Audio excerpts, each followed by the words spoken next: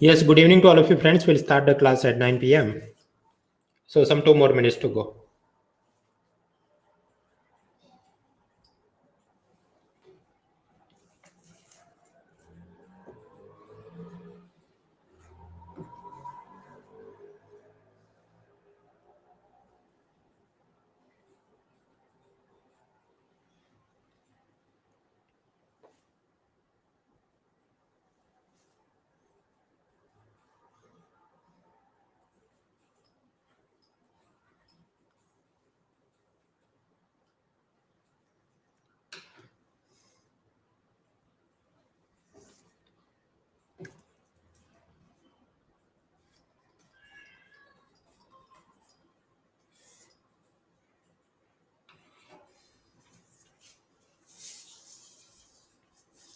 Thirty more seconds.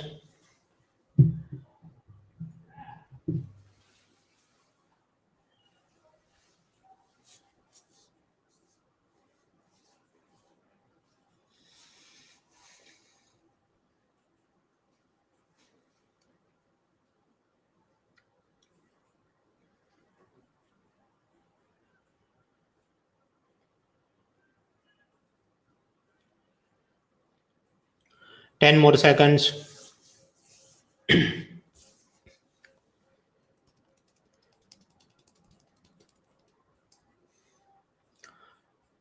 All right, friends. So now it is 9 p.m. in my mobile and we'll start this class. My first question is, can you see me? Can you hear me? क्या आप मुझे देख सकते हैं, सुन सकते हैं?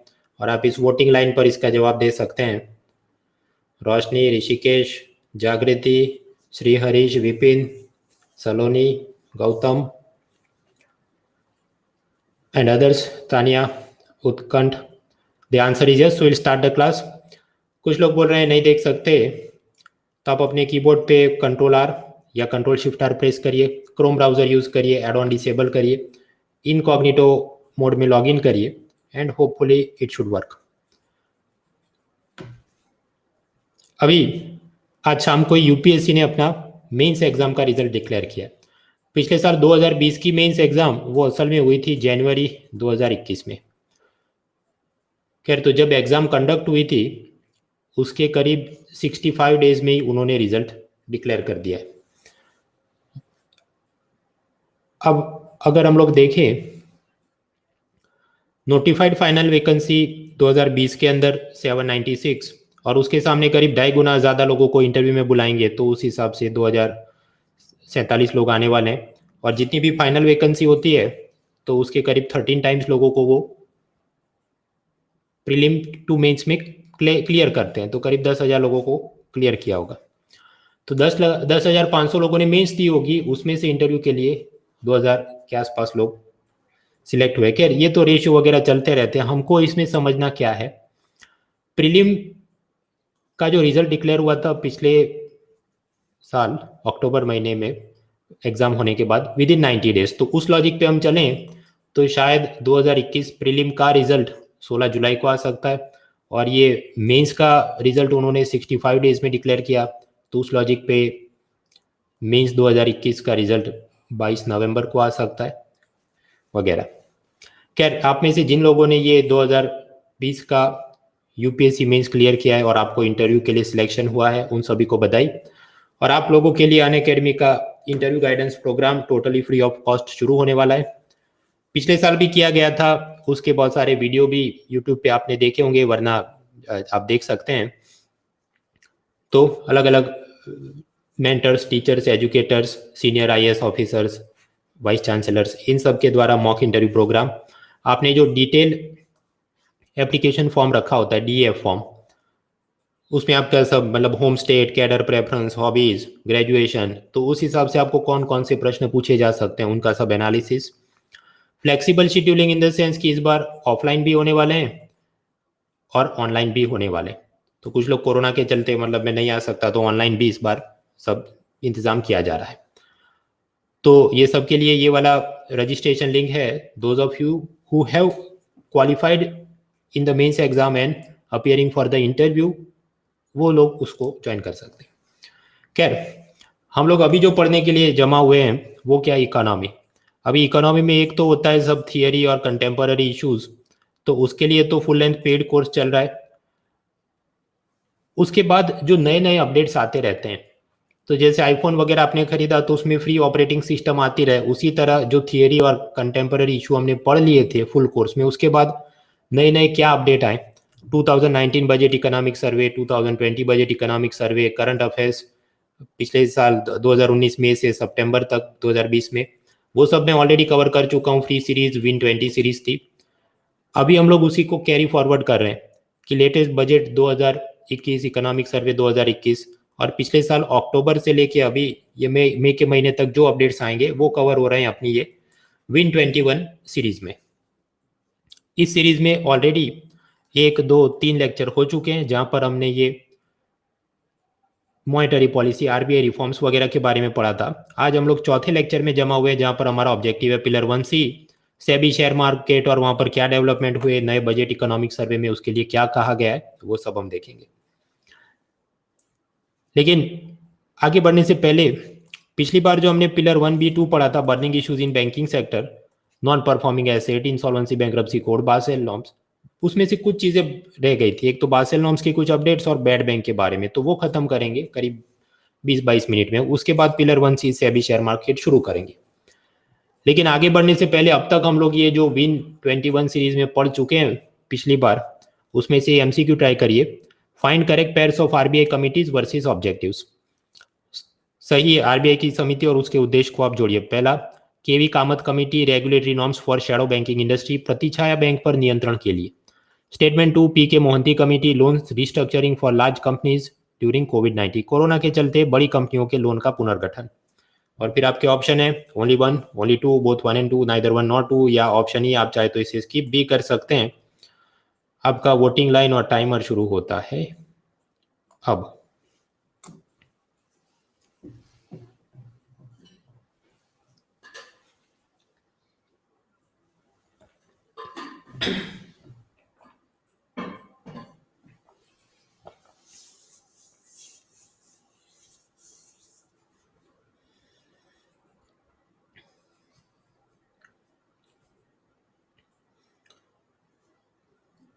हिमांशु, महेश्वरी, धनंजय, शालिनी, अभय, अश्विनी, संतोष, योगेश, निशांत, रंजना, सत्यम, मुदित, लवकांत, मिहिर, शिव, क्षितिज, ओम नारायण, अमोली, आमिर, राहुल, शोएब, वृंदा, राजा, अभिनव, हनुमंत, जगदीश, शिवम, रवि, बलबीर, नयन, भूपेंद्र, सर्वेंद्र, साहिती, नेमी, सिद्धार्थ, रोहित, स्मृति, कृष्णा, ये सब लोग। फिर Jitendra, Vishisht, Dani, Shiksha, Anchal, Saika, Santosh, Jeema, Kumar, Srinivas, Suman, Darshan and others. Correct answer. Okay, करीब 30% से ज्यादा लोगों को लगा इसका जवाब होना चाहिए D. Let us check.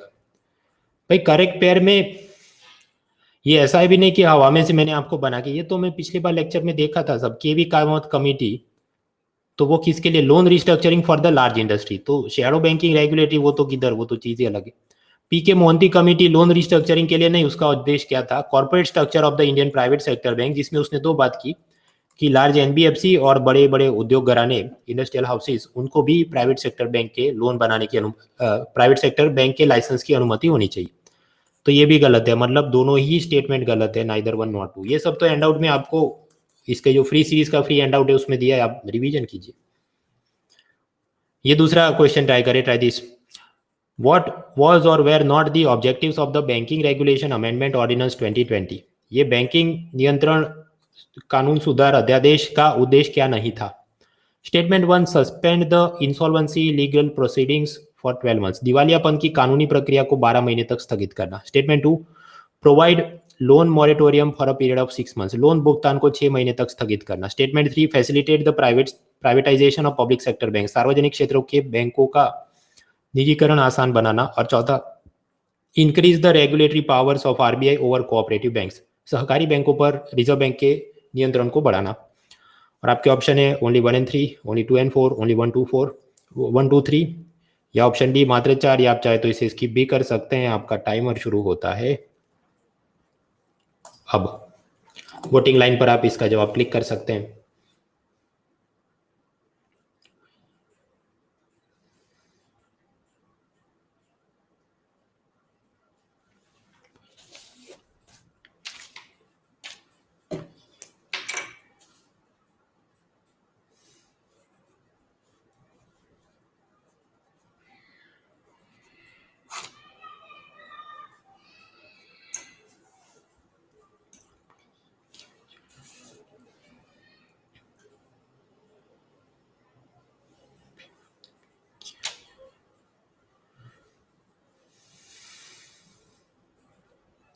Vishwajeet, Nikunj, Shivu, Carmel, Vikas, Ajay, Diwakar, Prince, Mumtaz, Lavkant, Arpit, Soma, Bhumika, Tanisha, Nikhil, Akhil, Prachi, Himanshu, Surbhi, Megha, S K, Andy, Surbhi Goyal, V Sharma, ये सब लोग। फिर विश्वजीत, दर्शन, धीरज, शिवानी, सूरज, यानी, Mahendra, Nikhil, Akash, Rohit and others. Correct answer.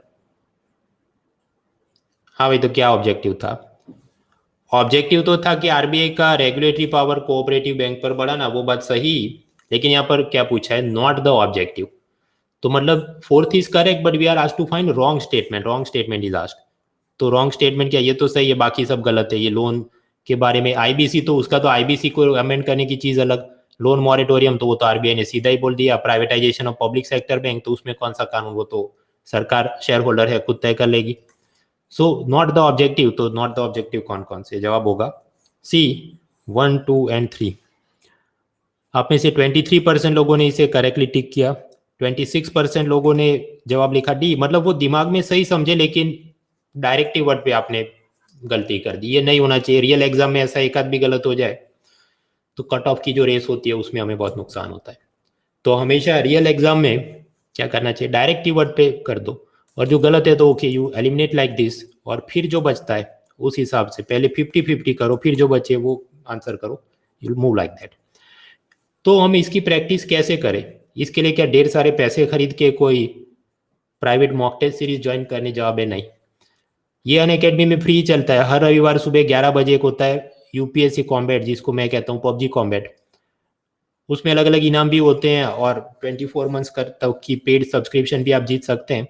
लेकिन इसमें शर्त क्या है, ये सिर्फ एंड्रॉयड ऐप पे अभी क्विज चलती है, तो आप इसमें हिस्सा ले सकते हैं। इसके अलावा मैं जो डेली करंट अफेयर्स यूट्यूब पे चलाता हूँ, उसमें से हर हफ्ते सोमवार रात 8 बजे 2020 क्वेश्चन की सीरीज होती है, उसमें भी सब पेड सब्सक्रिप्शन और अमेजॉन गिफ्ट कार्ड मिलते हैं। पिछली बार जो ऐसा, मतलब ये पिछले सोमवार को जो टेस्ट हुई, उसमें बहुत बधाई भाई गौरव, सरिता, सुमन, मधुसूदन, प्रखर, प्रियम, ज्ञानंदा, सिद्धार्थ, सौरव, देवांश और बाकी सब लोग जिन लोगों ने पार्टिसिपेट किया और अच्छे मार्क्स हासिल किए। और इसके अलावा हमारे ये और फ्री कार्यक्रम क्या चलता है, हर ऑल्टरनेट ट्यूसडे, हर दूसरे मंगलवार रात 9 बजे हम लोग ये इकोनॉमी के अपडेट्स की लेक्चर सीरीज ये चल रही है। खैर, तो इसी में हम लोग ये pillar 1B2 burning issues in the banking sector पिछले टाइम मिले थे, तो ये सरफाइसी, इंसॉल्वेंसी, बैंक्रप्सी कोड और ये cross border insolvency, loan moratorium, IBC suspension, IBC prepack, economic survey के क्या ऑब्जर्वेशन, वो रेगुलेटरी फॉरबियरेंस वगैरह की बात चली थी। दो छोटे मुद्दे रह गए थे, वो खत्म करेंगे। एक तो ये बैड बैंक क्या है, और ये बासेल नॉर्म्स में कुछ नया आया, और ईच फ्रेमवर्क क्या हुआ।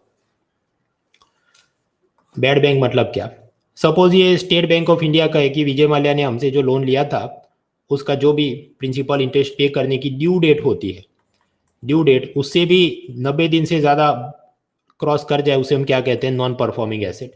तो अभी ये सारी नॉन परफॉर्मिंग एसेट के लोन पेपर कहाँ पर होंगे, एसबीआई में।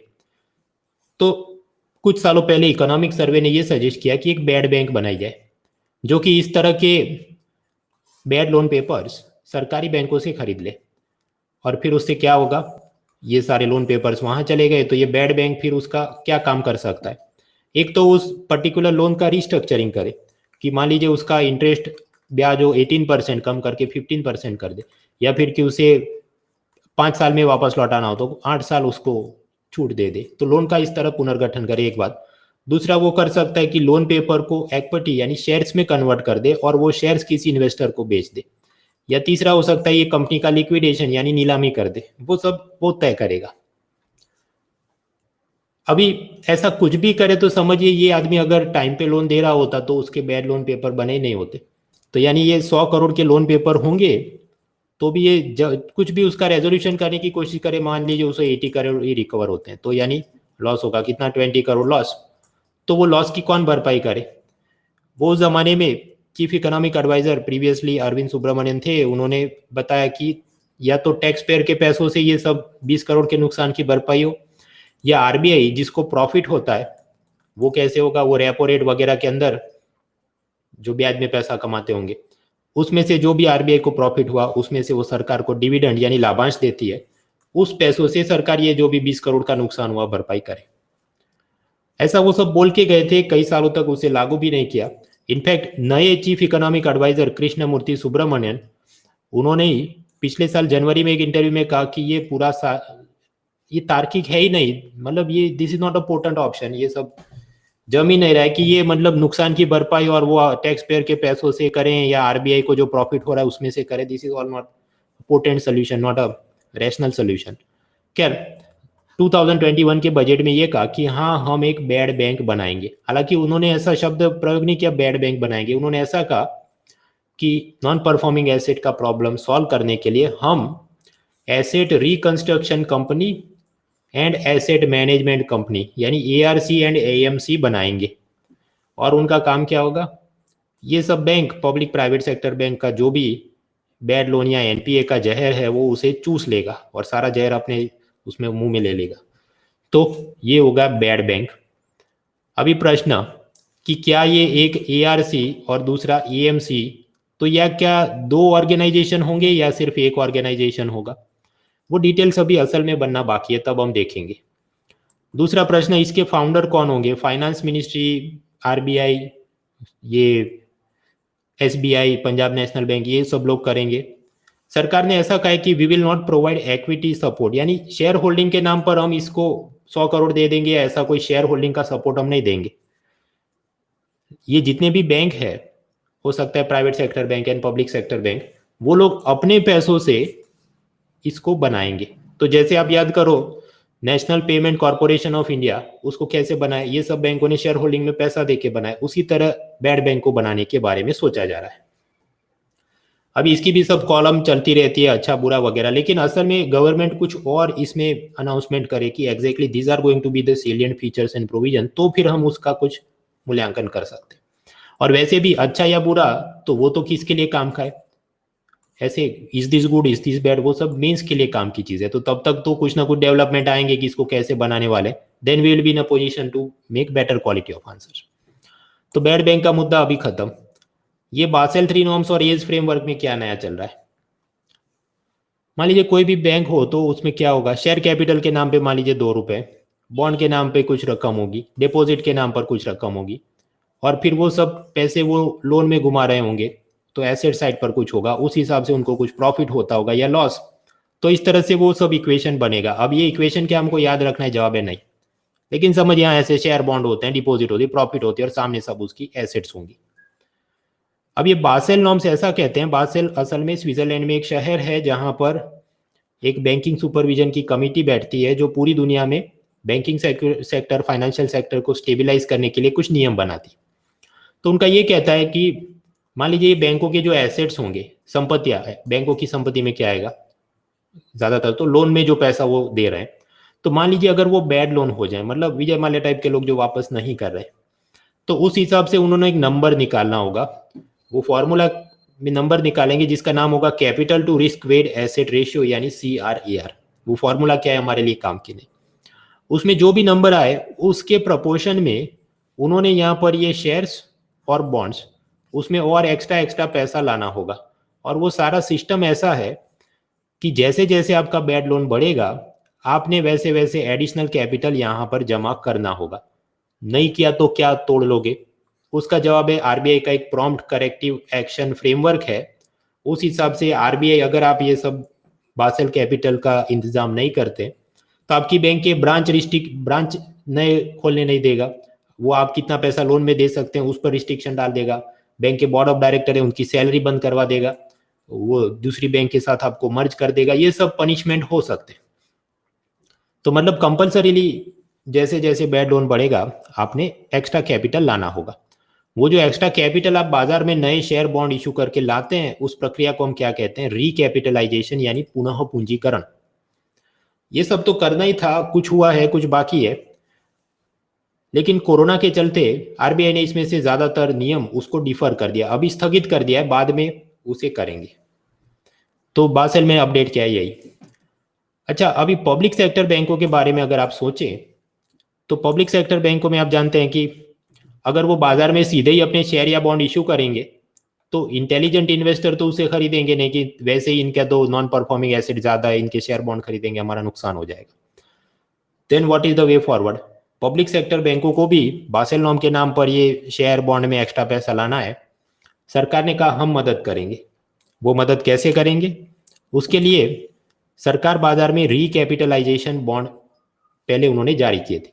तो इन्वेस्टर सरकार से ये रिकैपिटलाइजेशन बॉन्ड खरीदेंगे। मान लीजिए उसमें कुछ लिखा हो कि 7 to 8% इंटरेस्ट पे आप हमें 100 करोड़ रुपए दीजिए, तो निवेशक इसे खरीदेंगे और सरकार को पैसा देंगे। फिर सरकार क्या करेगी? सरकार ये जो उन्होंने 100 करोड़ बाजार से कर्जे पे उठाए हैं, उसकी मदद से वो इन पर्टिकुलर पब्लिक सेक्टर बैंक को बोलेंगे आप अपने शेयर्स हमें एक्स्ट्रा नए शेयर्स छाप के हमको दे दो, और सामने हम आपको ये जो भी 2 करोड़ चाहिए, 200 करोड़ चाहिए, हम दे रहे हैं। तो उस हिसाब से प्लस प्लस होता रहे, और बासेल नॉर्म्स के हिसाब से आपको जो एक्स्ट्रा कैपिटल चाहिए था हम दे रहे हैं आपको। प्रश्न, ये ऐसे क्यों जा रहा है? मतलब कि ये सीधा इसको पैसा क्यों नहीं दे रहा, ये ऐसे घूम के ऐसे क्यों पैसा दे रहा है? क्योंकि जब गवर्नमेंट बॉन्ड इश्यू करती है तो गवर्नमेंट की अपनी सॉवेरिन गारंटी होती है कि सरकार वो वापस कर देगी। इन्वेस्टर का जोखिम कम रहता है, रिस्क इज लेस। और आप जानते हैं जहां पर भी रिस्क कम होता है तो उस हिसाब से उस चीज का ब्याज भी कम मांगा जाता है। तो अगर एसबीआई खुद से अपने बॉन्ड इशू करती, मे भी इन्वेस्टर कहता 13% इंटरेस्ट दो तो मैं खरीदूंगा, सरकार करे तो ठीक है 7% भी, क्योंकि रिस्क कम है। तो इसलिए सरकार, मतलब एसबीआई सीधा ऐसे बॉन्ड नहीं कर रहा, ये इसको खिलाते हैं और ये इसको खिलाते हैं। ये एक बात हुई। एक और कंसेप्ट है जीरो कूपन बॉन्ड्स। ये बॉन्ड देखिए, इस पे लिखा है प्रिंसिपल 100 रुपीज, जिसे हम कहें कि फेस वैल्यू है या पार वैल्यू है, और फिर इस पर इंटरेस्ट रेट, या जिसे अकाउंटेंसी में कहा जाए कूपन रेट, 0%। इसका मतलब क्या? यहाँ पर 7% लिखते तो मतलब 7% ब्याज मिलने वाला है। अगर 0% लिखा तो उसका मतलब क्या? कोई ब्याज नहीं मिलने वाला। तो प्रश्न है भाई, 0% इंटरेस्ट तो कोई बेवकूफ ही इसको खरीदेगा। असल में इसे बेचा ऐसे जाता है कि आरबीआई अगर ये कहे कि हम इसे 7 रुपए डिस्काउंट पे बेचेंगे, तो फिर निवेशक, इसका मतलब क्या? 100 रुपए इसकी फेस वैल्यू है, निवेशक इसको 7 रुपए के डिस्काउंट पे खरीदे तो मतलब 93 रुपीज में खरीदेगा। ये हो गया आपका इन्वेस्टमेंट। और फिर जब मैच्योरिटी डेट होगी तब एसबीआई उसको वापस आपसे फेस वैल्यू पे खरीदेगा। फेस वैल्यू कितनी थी? 100 रुपीज। तो आपका प्रॉफिट कितना? 100 रुपीज आपको एसबीआई ने वापस दिए, और आपने इन्वेस्ट कितना किया था? 93 रुपीज। तो मतलब 7 rupee profit divided with your original invest of 93 rupees, तो करीब 7.5% आपको इंटरेस्ट मिला। लेकिन ये आपको सीधा नहीं दिया इसने। सीधा मतलब बॉन्ड पे ऐसा नहीं लिखा था कि इंटरेस्ट रेट और कूपन रेट इज 7.5%। ये तो फेस वैल्यू के डिस्काउंट पे आपसे आपको बेचा और फिर फेस वैल्यू पर रीपर्चेज किया। इस तरह से एसबीआई ने आप, रिजर्व बैंक ऑफ इंडिया ने आपको प्रॉफिट दिलवाया। तो जीरो कूपन बॉन्ड कुछ इस तरह से काम करते हैं। तो ये तो चल ही रहा था, इसमें नई क्या बात है? पंजाब एंड सिंध बैंक, जो कि एक सरकारी बैंक है, उसको भी बासेल कैपिटलाइजेशन के लिए पैसा चाहिए था। तो सरकार ने उनको जीरो कूपन बॉन्ड्स दे दिए एट फेस वैल्यू। देखिए पिछले एग्जाम्पल में हमने क्या किया? पिछले एग्जाम्पल में हमने 93 रुपीज, मतलब जो फेस वैल्यू थी उसके डिस्काउंट पर इन्वेस्टर को दिया। माफ कीजिए, ये वापस बन रहा है, स्टेबल हो रहा है connection, just a minute. Alright, तो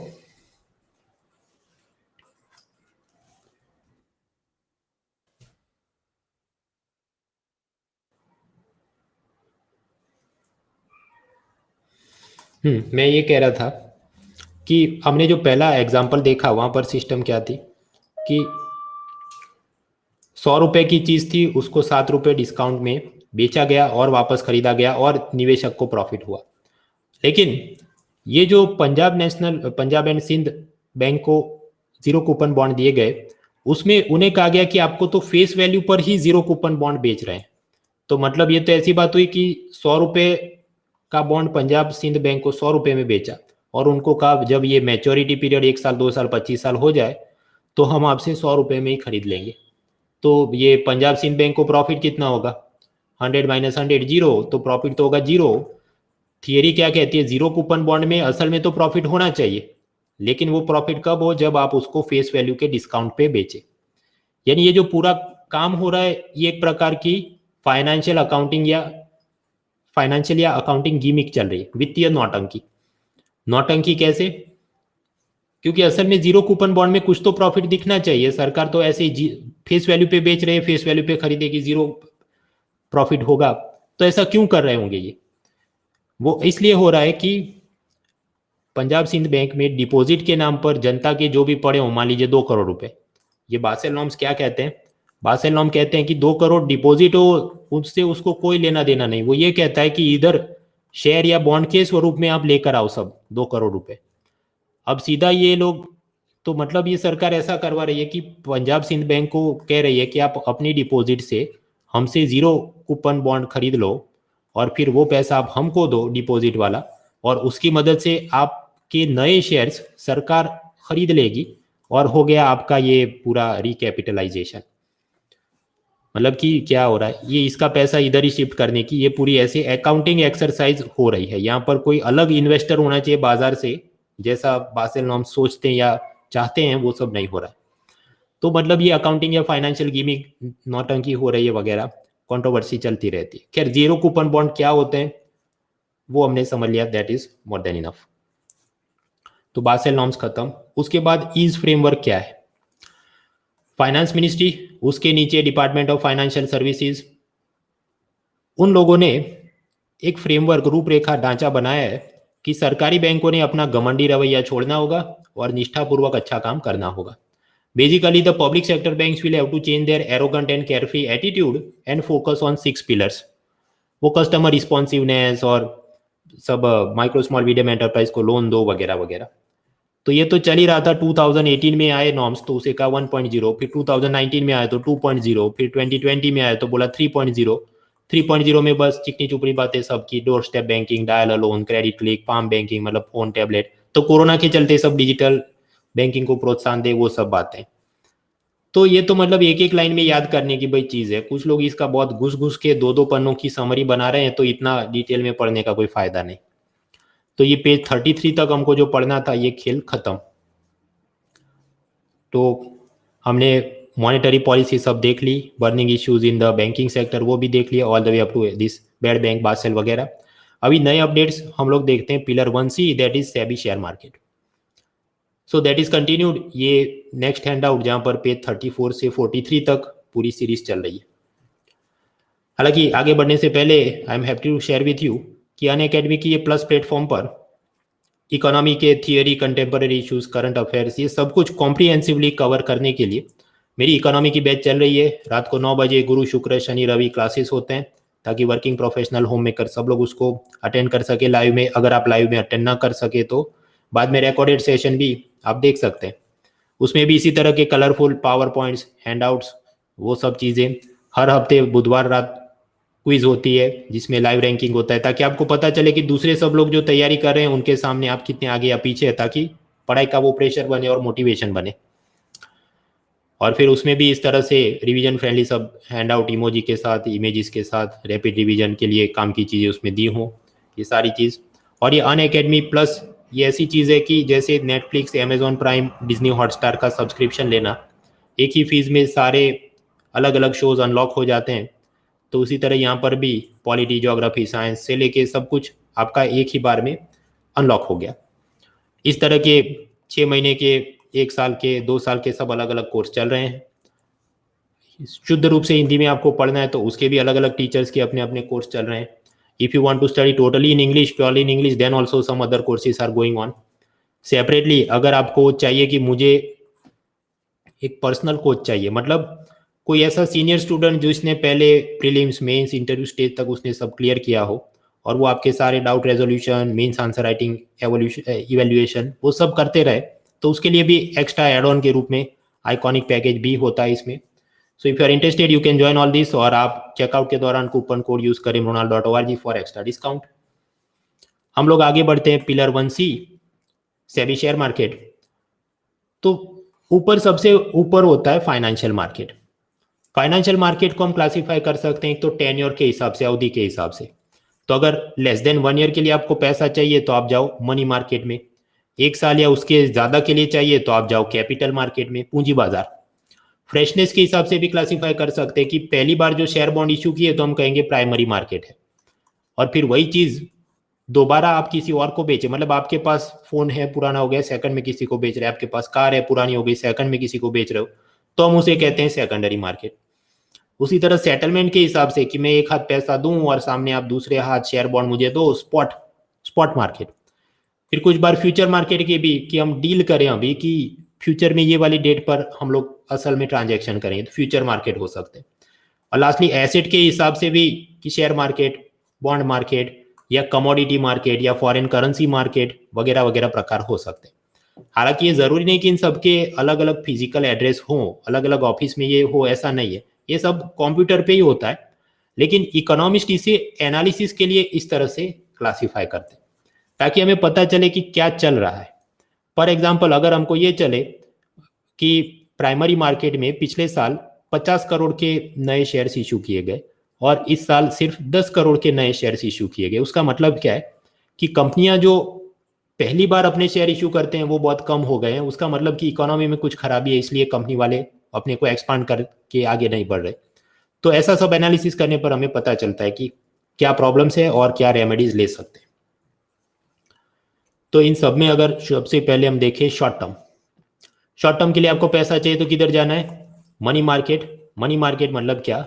वहां पर लेस देन 1 ईयर की अवधि के लिए आपको जब लोन चाहिए, तो ऐसा लोन व्यक्तियों को भी चाहिए हो सकता है, कंपनियों को भी चाहिए हो सकता है, कभी कभी बार बैंक वालों को भी ऐसा लोन चाहिए होता है कि मान लीजिए मुंबई का एक बैंकर वो जाए कि मुझे शॉर्ट टर्म का लोन चाहिए और ऐसा वो मुंबई के दूसरे बैंकर के पास जाए, तो स्वाभाविक है ये कोई धर्मशाला नहीं चल रही है, प्रिंसिपल प्लस इंटरेस्ट मांगा जाएगा। तो वो जो इंटरेस्ट मांगा जाएगा बैंकर नंबर 2 बैंकर नंबर 1 से मांगे, उसे अब क्या बोलेंगे? Interest rate. अभी ऐसे अलग अलग बैंकों का मुंबई में जो आपस में लैंडिंग का काम चलता होगा, तो Mumbai inter bank offered rate यानी मीबोर, ये क्या है? ऐसे अलग अलग बैंक एक दूसरे को जो शॉर्ट टर्म के लिए लोन में पैसा देते हैं उसका एवरेज इंटरेस्ट रेट क्या चल रहा है, औसत ब्याज दर जिस पर मुंबई के बैंक एक दूसरे को लघु अवधि के लिए लोन में पैसा देते हैं, that is MIBOR. MIBOR is Mumbai inter bank offered rate. तो फिर लीबोर क्या है? बहुत आसान है, मुंबई की जगह लंदन लिख दो तो काम खत्म। London inter bank offered rate, it is the average interest rate at which banks in London give short term loans to each other. आगे बढ़ते हैं।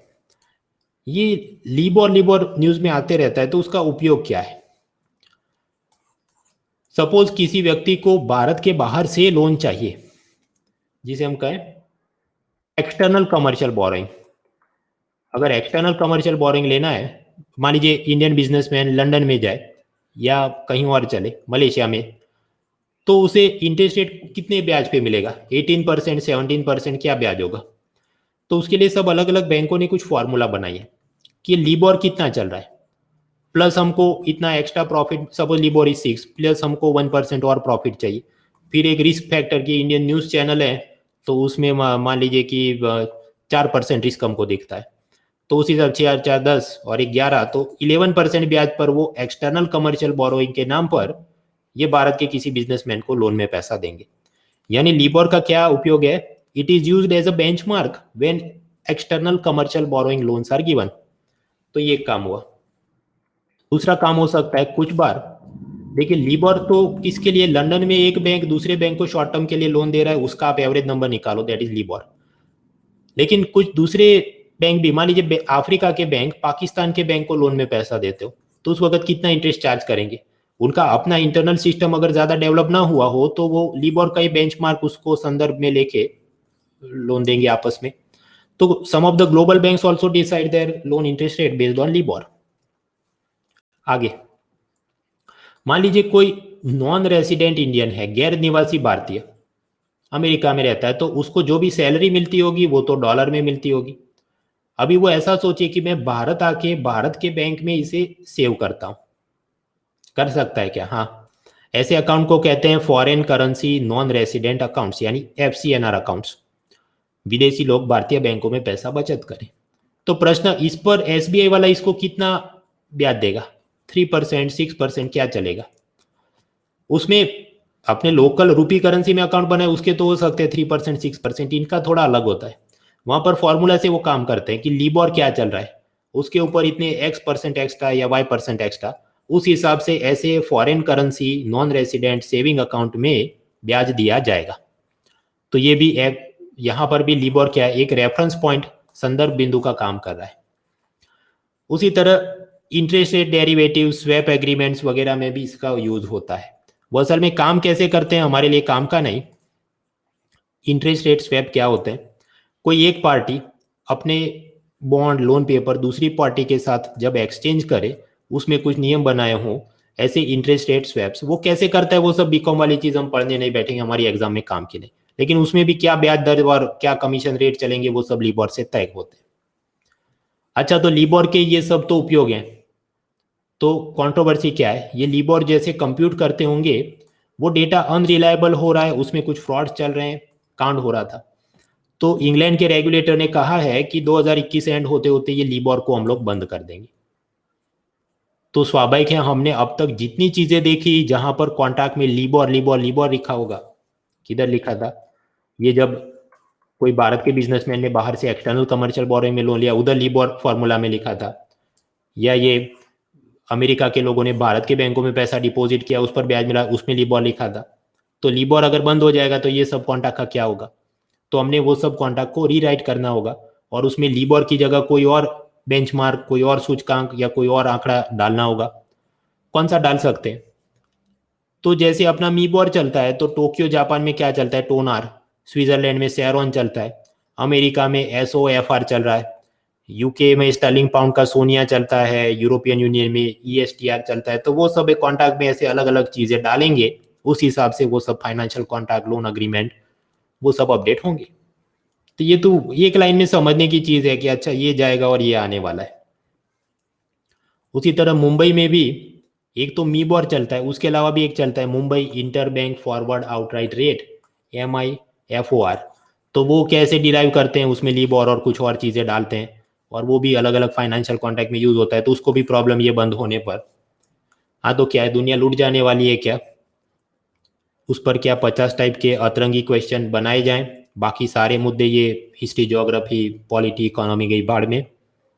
ऐसा कुछ लोग कर रहे हैं, मैं काफी टाइम से देख रहा हूँ। कुछ प्राइवेट मॉक टेस्ट वाले जो कुछ भी उनको थोड़ा सा भी एक्सपीरियंस नहीं है कि यूपीएससी में किस टाइप के प्रश्न होते हैं, रैंडमली कुछ भी द हिंदू कॉलम में लिखा हो तो 2 सेंटेंस आप उठा के MCQ बनाओ, तो वो MCQ नहीं बनता भाई ऐसे।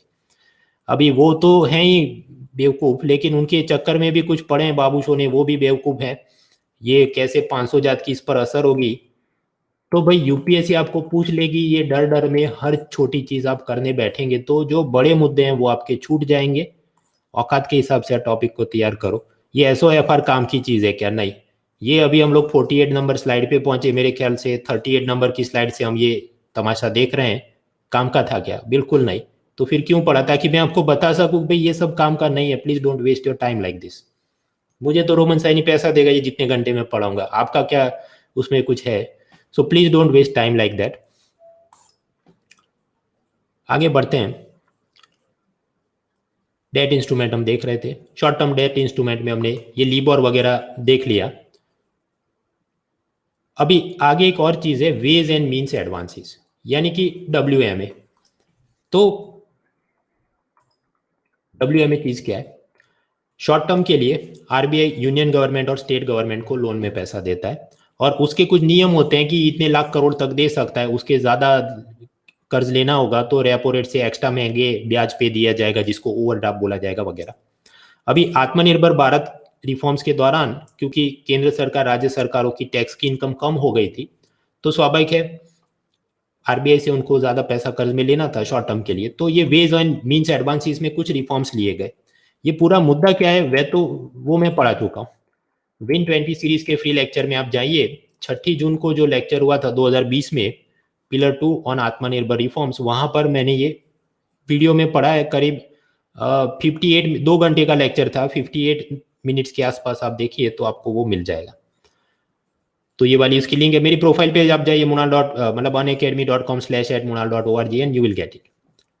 वो उस वक्त 2020 के हैंडआउट में शायद डिटेल में मैंने नहीं दिया था, क्योंकि उस वक्त ये बॉल बाय बॉल कमेंट्री के रूप में चल रहा था, वो अभी पूरा स्टेबिलाईज नहीं हुआ था।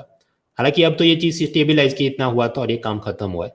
सो नाउ इट इज स्टेबिलाईज। तो मैंने ये विन 21 सीरीज और उसके पिलर 1 सी हैंडआउट में डाला है।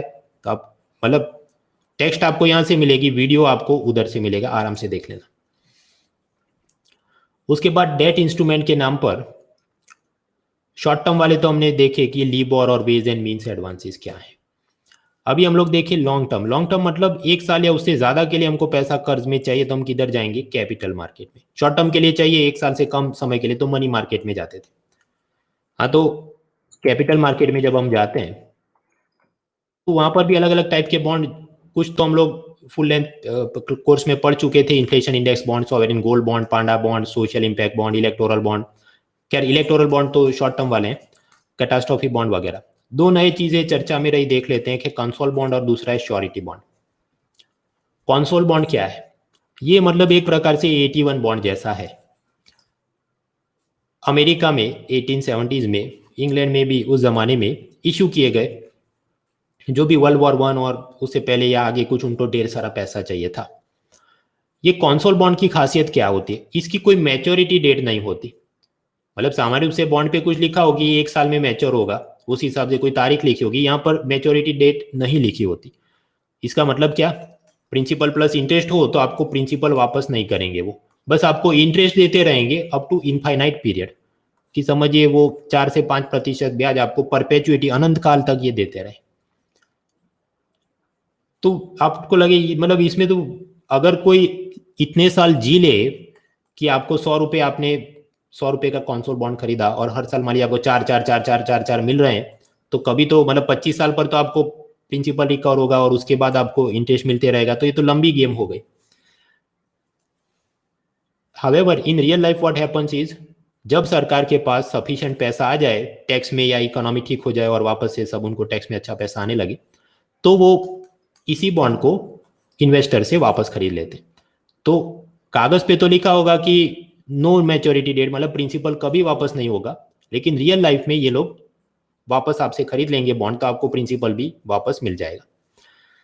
ये चर्चा में इसलिए रहा क्योंकि कोरोना के दौरान, क्योंकि भारत सरकार के पास टैक्स में कम पैसा आ रहा था, तो कुछ एक्सपर्ट ये बोल रहे थे कि सरकार ने भी ऐसे बॉन्ड जारी करने चाहिए, कंसोल बॉन्ड्स, और उसकी मदद से गरीब कल्याण में इस्तेमाल करें। वो मुद्दा भी खत्म। फिर एक चीज चर्चा में आई थी, श्योरिटी बॉन्ड्स। ये क्या है? मान लीजिए सरकार कोई टेंडर निकाले कि हमें ये 100 किलोमीटर हाईवे बनाना है और उसके लिए जो जो कॉन्ट्रैक्टर हैं वो एप्लीकेशन डालो और फिर उसमें से जो हमें सही लगेगा उससे हम काम करवाएंगे। तो जब भी कॉन्ट्रैक्टर ऐसी कोई टेंडर में एप्लीकेशन डालते हैं तो साथ ही साथ उन्होंने बैंक गारंटी भी देनी पड़ती है। बैंक गारंटी मतलब वो मान लीजिए एसबीआई से लेकर आए कागज का टुकड़ा जिसमें ये लिखा होगा कि अगर ये ठेकेदार वक्त पे काम खत्म नहीं करेगा तो सरकार को जो नुकसान होगा, मान लीजिए 100 करोड़, तो ये बैंक गारंटी देती है कि हाँ वो हम कर देंगे। प्रश्न, एसबीआई को बड़ा भाई बनने की क्या जरूरत है? वो इसलिए बड़ा भाई बनेगा क्योंकि ये कॉन्ट्रैक्टर उसको फीस देगा, मेरा बड़ा भाई बनो ऐसी। So like that the bank guarantees will be created. तो ये भी चल ही रहा था। प्रॉब्लम क्या आया? कोरोना क्राइसिस के दौरान ऑलरेडी बैंकों को लोन में तो सब प्रॉब्लम थे ही, ये सब कॉन्ट्रैक्टर हाईवे टाइम पे खत्म नहीं करे और ऐसी बहुत सारी बैंक गारंटी में सरकार फिर हमसे नुकसान का पैसा मांगना शुरू करे तो हमारा नुकसान हो जाएगा। तो बैंकों ने सरकार को ये कहा कि अब से आप इंश्योरेंस कंपनियों को बोलो ना कि वो ऐसा करे, हमसे ना हो पाएगा। तो आगे क्या हो सकता है भविष्य में? श्योरिटी बॉन्ड नाम की सिस्टम। मुद्दा तो वही है कि कॉन्ट्रैक्टर जाके कोई जनरल इंश्योरेंस कंपनी जैसे रिलायंस जनरल इंश्योरेंस को कहे कि मैं आपको फीस देता हूँ और आप मुझे बैंक गारंटी बना के दो, लेकिन ये इंश्योरेंस कंपनी है तो ये बैंक गारंटी नहीं बना सकती, ये जो बनाएंगे उसे हम कहेंगे श्योरिटी बॉन्ड। उसमें वही लिखा होगा, if this contractor is not finishing the highway on given time और as per the required quality, तो जो भी नुकसान मान लीजिए 100 करोड़ तो वो हम पे करेंगे सरकार को, तो वो हो गया श्योरिटी बॉन्ड। IRDAI इस पर कुछ उन्होंने कमिटी बनाई है और स्टडी कर रहे हैं, वो कमिटी का कौन चेयरमैन है हमारी एग्जाम में काम का नहीं। श्योरिटी बॉन्ड चीज क्या है वो हमको जानना था, हमने जान लिया। उसके बाद तो मतलब फाइनेंशियल इंस्ट्रूमेंट हम देख रहे थे डेट या कर्जे पर, तो शॉर्ट टर्म लॉन्ग टर्म के कुछ इंस्ट्रूमेंट्स हमने देखे, गवर्नमेंट प्राइवेट सेक्टर के कुछ इंस्ट्रूमेंट जो अभी हमने देखा, ऑब्जेक्टिव या मेथड के हिसाब से कुछ इंस्ट्रूमेंट जो हमने अपडेट्स देखे। आगे का मुद्दा एक्विटी यानी शेयर्स। अभी शेयर्स के अंदर भी क्या क्या नया चर्चा में आया, ADR GADR direct listing of the companies in foreign market, उसके कुछ, फिर ये नए इकोनॉमिक सर्वे में कि भारत में शेयर बाजार का रुख क्या रहा, फिर ये नए बजट में बोला गया कि कुछ कानूनों को चेंज करेंगे, मर्ज करेंगे, इन्वेस्टर चार्टर लेकर आएंगे, ये सब क्या रिफॉर्म हुए एक एक करके देखते हैं। But before that let us take a break for 5 minutes, break for 5 minutes.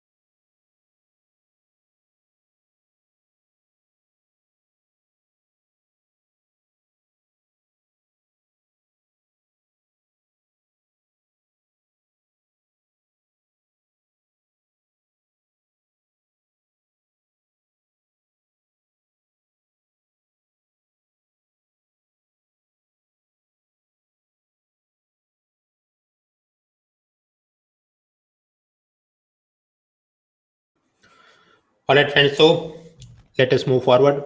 Financial instrument equities यानी शेयर्स में क्या क्या अपडेट आए। ये अभी 2020 की प्रीलिम जो कि अक्टूबर महीने में हुई, आई थिंक 2 से 3 प्रश्न फाइनेंशियल इंस्ट्रूमेंट शेयर्स वगैरह के बारे में पूछे गए, लेकिन वो सब कुछ जो पूछा गया आप पाएंगे one liner type of things.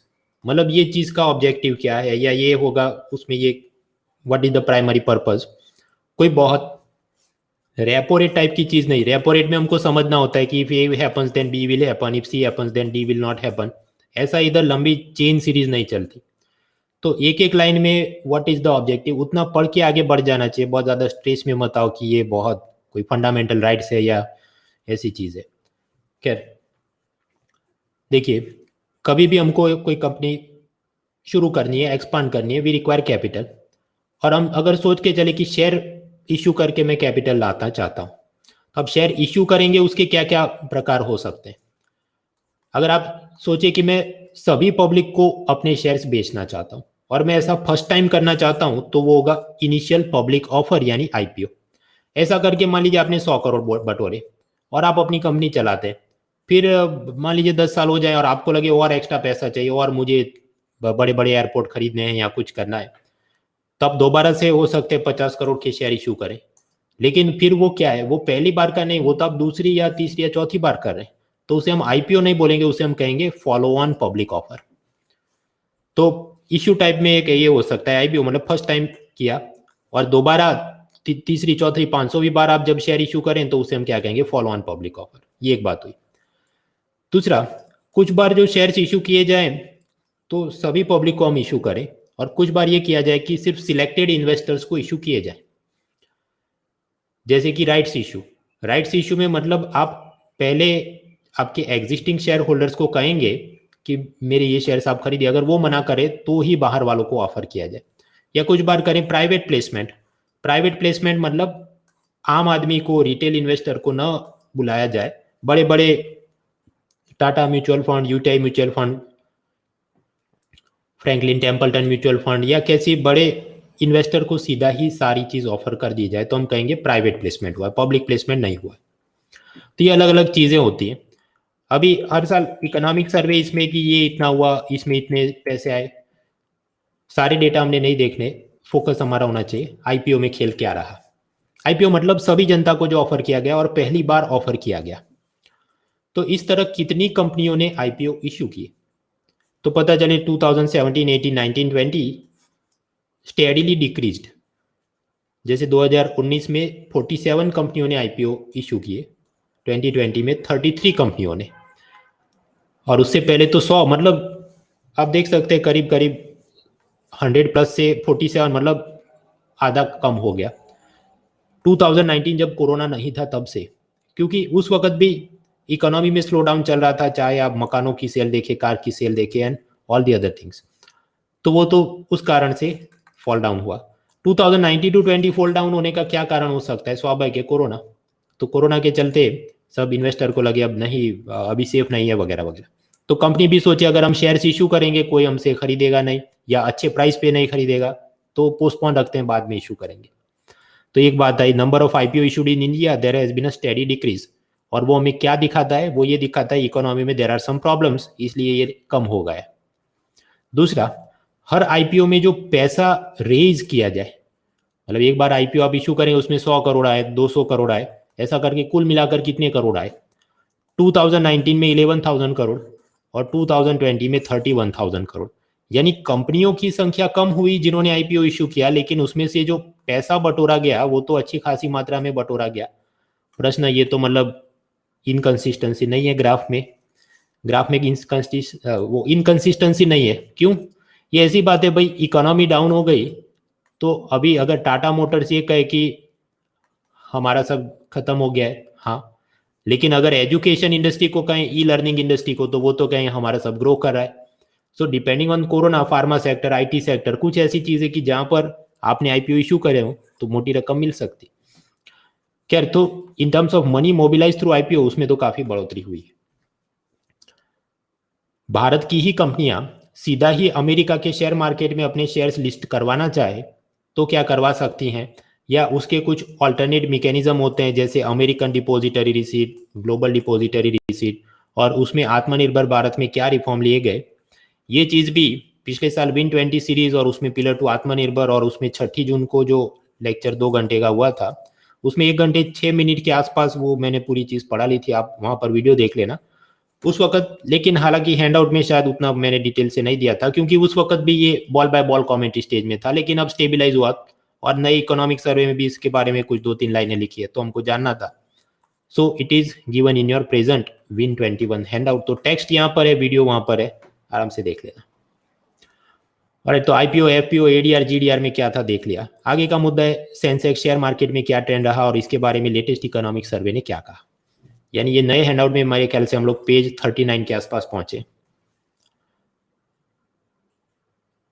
BSE Sensex यानी सेंसिटिव इंडेक्स, वो क्या करता है, 30 अलग अलग कंपनियों के शेयर प्राइस में कितनी उतार चढ़ाव हुए उसको ट्रेस करता है। तो शेयर मार्केट ऊपर कब जाएगा, मान लीजिए 15,000 पॉइंट हो, वहां से बढ़ के 17,000 पॉइंट कब जाएगा, जब बाजार में बुल टाइप के इन्वेस्टर ज्यादा एक्टिव हो जाए। बुल इन्वेस्टर क्या सोचता है कि मैं अभी ये इन्फोसिस का शेयर खरीद लूं 10 रुपए में, क्योंकि बाद में उसका दाम 2,000 रुपये हो जाएगा, तो फिर उसके बाद 3,000 हो जाएगा, तो मैं अब से खरीदना शुरू करता हूँ। So bull investor is hoping that the prices will rise, so he purchases before the price rises even higher. तो ऐसे लोग जब एक्टिव हो जाएंगे, तो सेंसेक्स की फॉर्मूला ऐसी है कि वहां पर आपको ये नंबर बड़ा 15,000 17,000 करते करते 50,000 पॉइंट से भी ऊपर चला गया। और उसी तरह सामने कुछ होते हैं बियर इन्वेस्टर। ये बियर इन्वेस्टर क्या करते हैं, उनको डर लगे कि मान लीजिए टाटा मोटर्स का शेयर 400 रुपीज में जा रहा हो, तो फिर उनको डर लगे नहीं नहीं 400 ये तो 300 और 200 हो जाएगा, क्योंकि कोरोना क्राइसिस में लोग गाड़ियां कम ही खरीदेंगे, तो मैं इसको बेच देता हूँ इससे पहले कि ये शेयर और नीचे गिर जाए और मेरा नुकसान हो जाए। तो मतलब बालू क्या करेगा, दाम गिरा देगा, जैसे ये बालू इसको नीचे गिराने की कोशिश कर रहा है, और बुल वो क्या कर रहा है, वो अपना सिर ऊपर ले जाने की कोशिश कर रहा है। तो बेसिक फंडा हमें पता है। एक और चीज होती है फोर्स से मेजर। मलेशिया ये रहा, वहां पर बिल्डिंग कंस्ट्रक्शन का काम कौन करते हैं, वो सब चाइना से वर्कर वो लोग मंगवा के कंस्ट्रक्शन का काम करवाते थे। उसके लिए मलेशिया के बिल्डर्स ने जनता से पैसा भी लिया था, लेकिन कोरोना क्राइसिस के चलते ये सब वर्कर के वीजा रिस्ट्रिक्शन हो गए, बिल्डिंग काम खत्म हो नहीं पाया। तो स्वाभाविक है सभी जो रेसिडेंट होंगे, बायर्स होंगे, वो ये कहेंगे हमारा पैसा रिफंड करवाइए, वरना इस पर्टिकुलर बिल्डर को आप जेल में भेजो अभी के अभी। तो कोर्ट क्या ऐसा करेगी, जवाब है ना, क्योंकि ये तो natural disaster, war, pandemic, cyber attack, ये आदमी के हाथ में था ही नहीं, वो कंट्रोल के बाहर कोई प्रॉब्लम हो गया। ऐसी चीज में कोर्ट उस पर्टिकुलर आदमी को कमर्शियल कॉन्ट्रैक्ट में कोई सजा नहीं देगी। ऐसा फ्रांस के कानून में और वहां से कॉपी करते करते सभी कानून में आया, जिस कंसेप्ट को हम कहते हैं force majeure. If contracting party could not finish the obligation in such situation, तो उस पर कोई पनिशमेंट नहीं होगा। तो अब सोचिए कि कोरोना की शुरुआत में शुरू में यही हुआ होगा कि एयरलाइन कंपनियों का सब प्रोजेक्ट ठप हो जाए, कार्गो कंपनियां, बहुत सारे ये बिल्डिंग कंस्ट्रक्शन, हाईवे वगैरह के प्रोजेक्ट स्टक हो जाएं, और वो सब लोग को सजा तो कोई करेगा नहीं क्योंकि फोर्स मेजर है, लेकिन जो इन्वेस्टर है जिसने शेयर्स खरीद के रखे हैं उसे डर लगेगा कि अब तो प्रॉफिट भी कम आएगा और उसके हिसाब से डिविडेंड भी कम आएगा, तो मेरे पास जो 100 रुपए का शेयर है उसका 80 रुपीज भी कोई आएगा नहीं, 60 रुपीज और नीचे और गिरते जाएगा, तो मैं जल्द से जल्द इसको बेच देता हूँ। तो मतलब उसका दिमाग कैसा हो जाएगा, बियर जैसा हो जाएगा कि 100 रुपए का शेयर मैं 95 में बेच दूं, वरना ये गिरते गिरते अगर 80 या 50 हो गया तो मेरा और नुकसान हो जाएगा। If I do not exit now, later my share will not even fetch 60 rupees because corona spreads further, the market will go down. ऐसे डर में वहीं अमेरिका का स्टॉक एक्सचेंज और वहां पर डाउ जोन्स 3% गिरा, ये सेंसेक्स भी 1400 पॉइंट गिरा, निफ्टी भी नीचे गिर गया, जापान का निक्के भी नीचे गिर गया। ऐसा शुरू में हुआ, फरवरी जनवरी वगैरह पिछले साल की बात है। बस वही सारी चीजें इकोनॉमिक सर्वे ने बताई है कि कैसे शुरू में गिरावट देखने को मिली अप्रैल में तक और फिर अचानक से तेजी दिखती है। अब देखिए ये शेयर मार्केट में येलो कलर की जो लाइन है वो आपको सेंसेक्स दिखाता है, और उसमें सेंसेक्स कितने तक पहुंचा होगा, 50,000 को भी उसने क्रॉस कर दिया।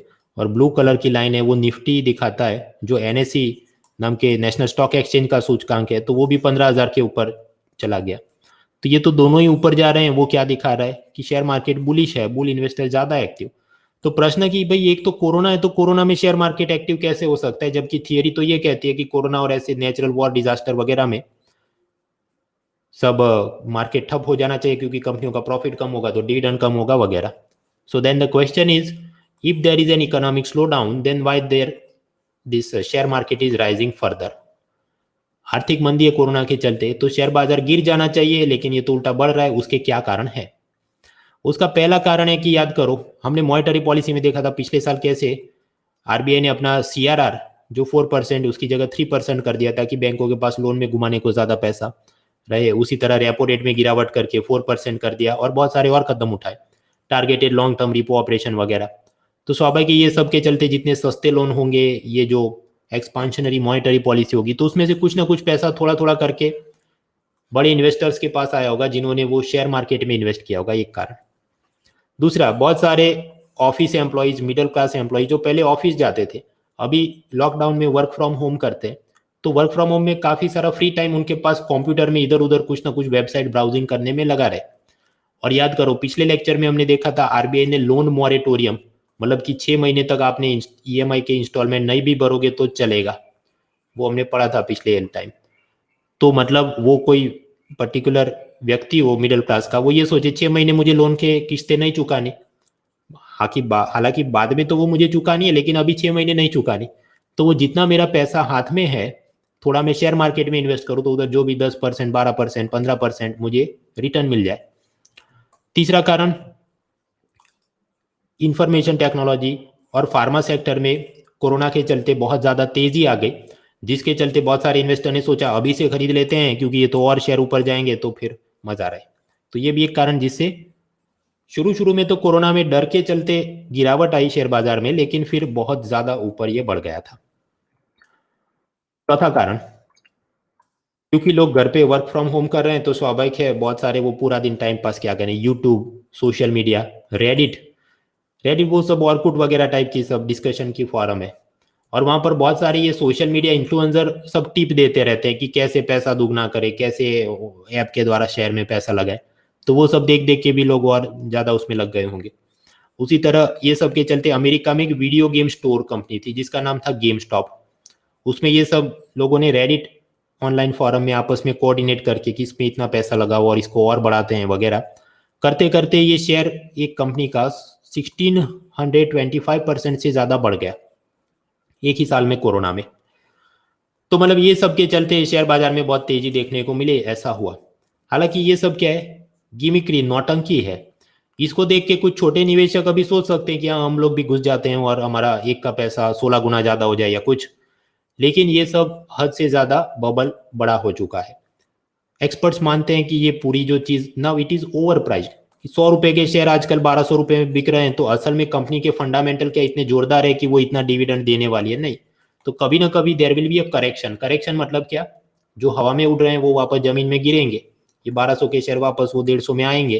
तो जब ऐसा होगा तो ये जो स्मॉल इन्वेस्टर जा रहे हैं वो उनका नुकसान हो सकता है। और ये गेम स्टॉप में जो हुआ, वो पूरी जो कांड हुआ उसके लिए एक शब्द यूज हुआ, शॉर्ट स्क्वीज ट्रेडिंग। अब वो क्या होता है शॉर्ट स्क्वीज ट्रेडिंग, कैसे काम करता है, वो सब हमारे लिए काम करने, will not waste time. Volatility यानी अस्थिरता। मान लीजिए कोई कंपनी के शेयर 100 रुपए के हों, कल 200 रुपए का हो जाए, फिर परसों 75 रुपीज़ का हो जाए, फिर 350 का हो जाए, फिर वापस 60 रुपीज़ का हो जाए। अगर ऐसा कुछ हो रहा है तो हम क्या कहेंगे, वॉलेटिलिटी बहुत ज़्यादा है, अस्थिरता बहुत ज़्यादा है। शुरू शुरू में ऐसा पाया गया। देखिए फरवरी, मार्च, अप्रैल में ये जो ग्राफ दिखाता है वो क्या दिखाता है कि वॉलेटिलिटी कितनी, मान लीजिए 10%, 20% वगैरह, तो वो बहुत बढ़ गई थी। हालांकि फिर धीरे धीरे वो नीचे गिरे। उसका मतलब क्या, मार्केट में थोड़ी स्टेबिलाईजेशन, स्थिरता आई। ऐसा हमको कैसे पता चल सकता है?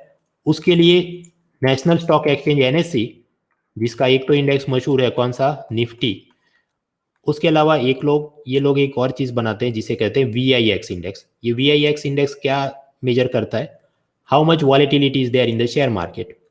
तो बस एक लाइन में ये याद रखना है, एनएससी और उसका VIX। और ये किसके लिए, वैक्सीन के लिए है, वायरस के लिए है, नहीं, शेयर बाजार की वॉलेटिलिटी के लिए। अब ऐसा भी ये ग्राफ कैसे स्टेबिलाईज हुआ भाई, वो इतनी पंचायत हम करने नहीं बैठेंगे क्योंकि उस लेवल का इकोनॉमिक सर्वे तैयार करने बैठो वो एग्जाम के लिए कॉस्ट बेनिफिट हमको अच्छा नहीं देता। तो पिछले साल तो हाँ मतलब बहुत तेजी आई शेयर बाजार में।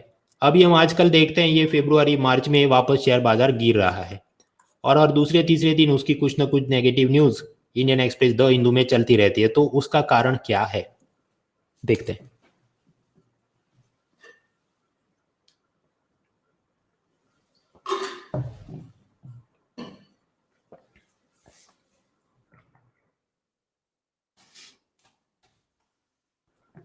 उसका कारण है बॉन्ड यील्ड्स।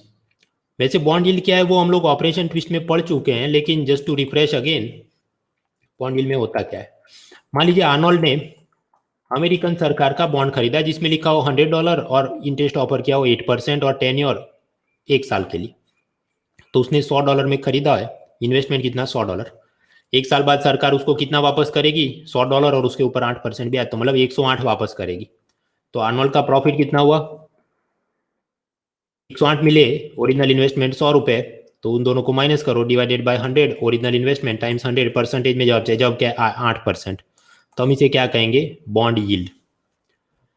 लेकिन उसको अचानक कुछ इच्छा हो जाए, नहीं मुझे वो जिम में जाना है या मुझे नए डंबल्स खरीदने हैं या प्रोटीन शेक खरीदना है और 1 साल तक मैं रुक नहीं सकता, so I want the cash before maturity, ये 1 साल बाद मुझे 108 देंगे लेकिन 1 साल बाद मुझे अभी चाहिए। तो हो सकता है ये यही वाला बॉन्ड आर्नोल्ड टॉम क्रूज को $90 में बेच दे। तो टॉम क्रूज का इन्वेस्टमेंट कितना हुआ 90, और सरकार उसको 1 साल बाद कितना देगी, $108, क्योंकि यहाँ बॉन्ड पे तो यही लिखा है 1 साल बाद हम 108 देंगे। तो what is the profit for Tom cruise, उसने इन्वेस्ट किया 90, सरकार उसको दे रही है 108, तो माइनस ओरिजिनल इन्वेस्टमेंट 90 टाइम्स 100, तो निकालो जवाब करीब आए 20%। ये बॉन्ड पे कितना ब्याज लिखा है इस पर तो सिर्फ 8% ही लिखा है, लेकिन क्योंकि आपने उसको सस्ते में खरीद लिया इसके लिए आपको ज्यादा प्रॉफिट हो रहा है। तो बॉन्ड यील्ड क्या मॉनिटर करता है कि आपको प्रॉफिट कितना हो रहा है, और वो किस पे डिपेंड करता है, आप कितना सस्ता उसको खरीदते हैं उतना ज्यादा आपको प्रॉफिट दिखेगा। ₹100 का बॉन्ड ₹100 में खरीदा तो 8% यील्ड दिखे, वही बॉन्ड 90 रुपीज या डॉलर में खरीदा तो 20%, वही 80 में खरीदो तो 35%, ऐसा होगा। अभी कुछ कारणों के चलते अमेरिकन सरकार के ये जो भी उसके बॉन्ड ट्रेजरी बॉन्ड्स होंगे उसका यील्ड बढ़ रहा है, मान लीजिए 8% से बढ़ के 20% हो रहा है। तो अमेरिका के बहुत सारे इन्वेस्टर जिन्होंने भारत या सिंगापुर या चाइना या अलग अलग देशों के शेयर बाजार में, बॉन्ड बाजार में उन्होंने इन्वेस्ट किया होगा, और इधर भारत के शेयर मार्केट में मान लीजिए टॉम क्रूज को दिखता हो कि 15% प्रॉफिट है, और सामने अमेरिका में दिखे अच्छा वहां पर तो यील्ड के हिसाब से 20% प्रॉफिट है और अमेरिकन सरकार का बॉन्ड वो तो काफी सेफ माना जाता है, और ये भारत में तो शेयर बाजार पिछले साल काफी खड़ा रहा था, लेकिन अभी क्या होगा, करेक्शन होगा, यानी ये जो हवा में उड़ रहे हैं जो प्राइसेस वो जरा नीचे आएंगे। तो पहले ही मैं छोड़ के भाग लेता हूँ, I will sell my Indian shares, तो मुझे रूपी करेंसी मिलेगी, उसे मैं डॉलर में कन्वर्ट करूंगा और वो सारा पैसा लेके मैं वापस भाग जाऊंगा अमेरिका। जब ऐसा होगा तो ये ऐसी बात कि उसको इमरजेंसी है, तो उसके पास अगर ₹1200 का भी शेयर होगा वो 1100 में बेच के कि मुझे बस निकल जाना है अभी, तो ये क्या हुआ, उसकी माइंडसेट बियर टाइप की हो गई, तो वो क्या करेगा, नीचे दबाएगा सबको, तो शेयर बाजार नीचे गिरेगा।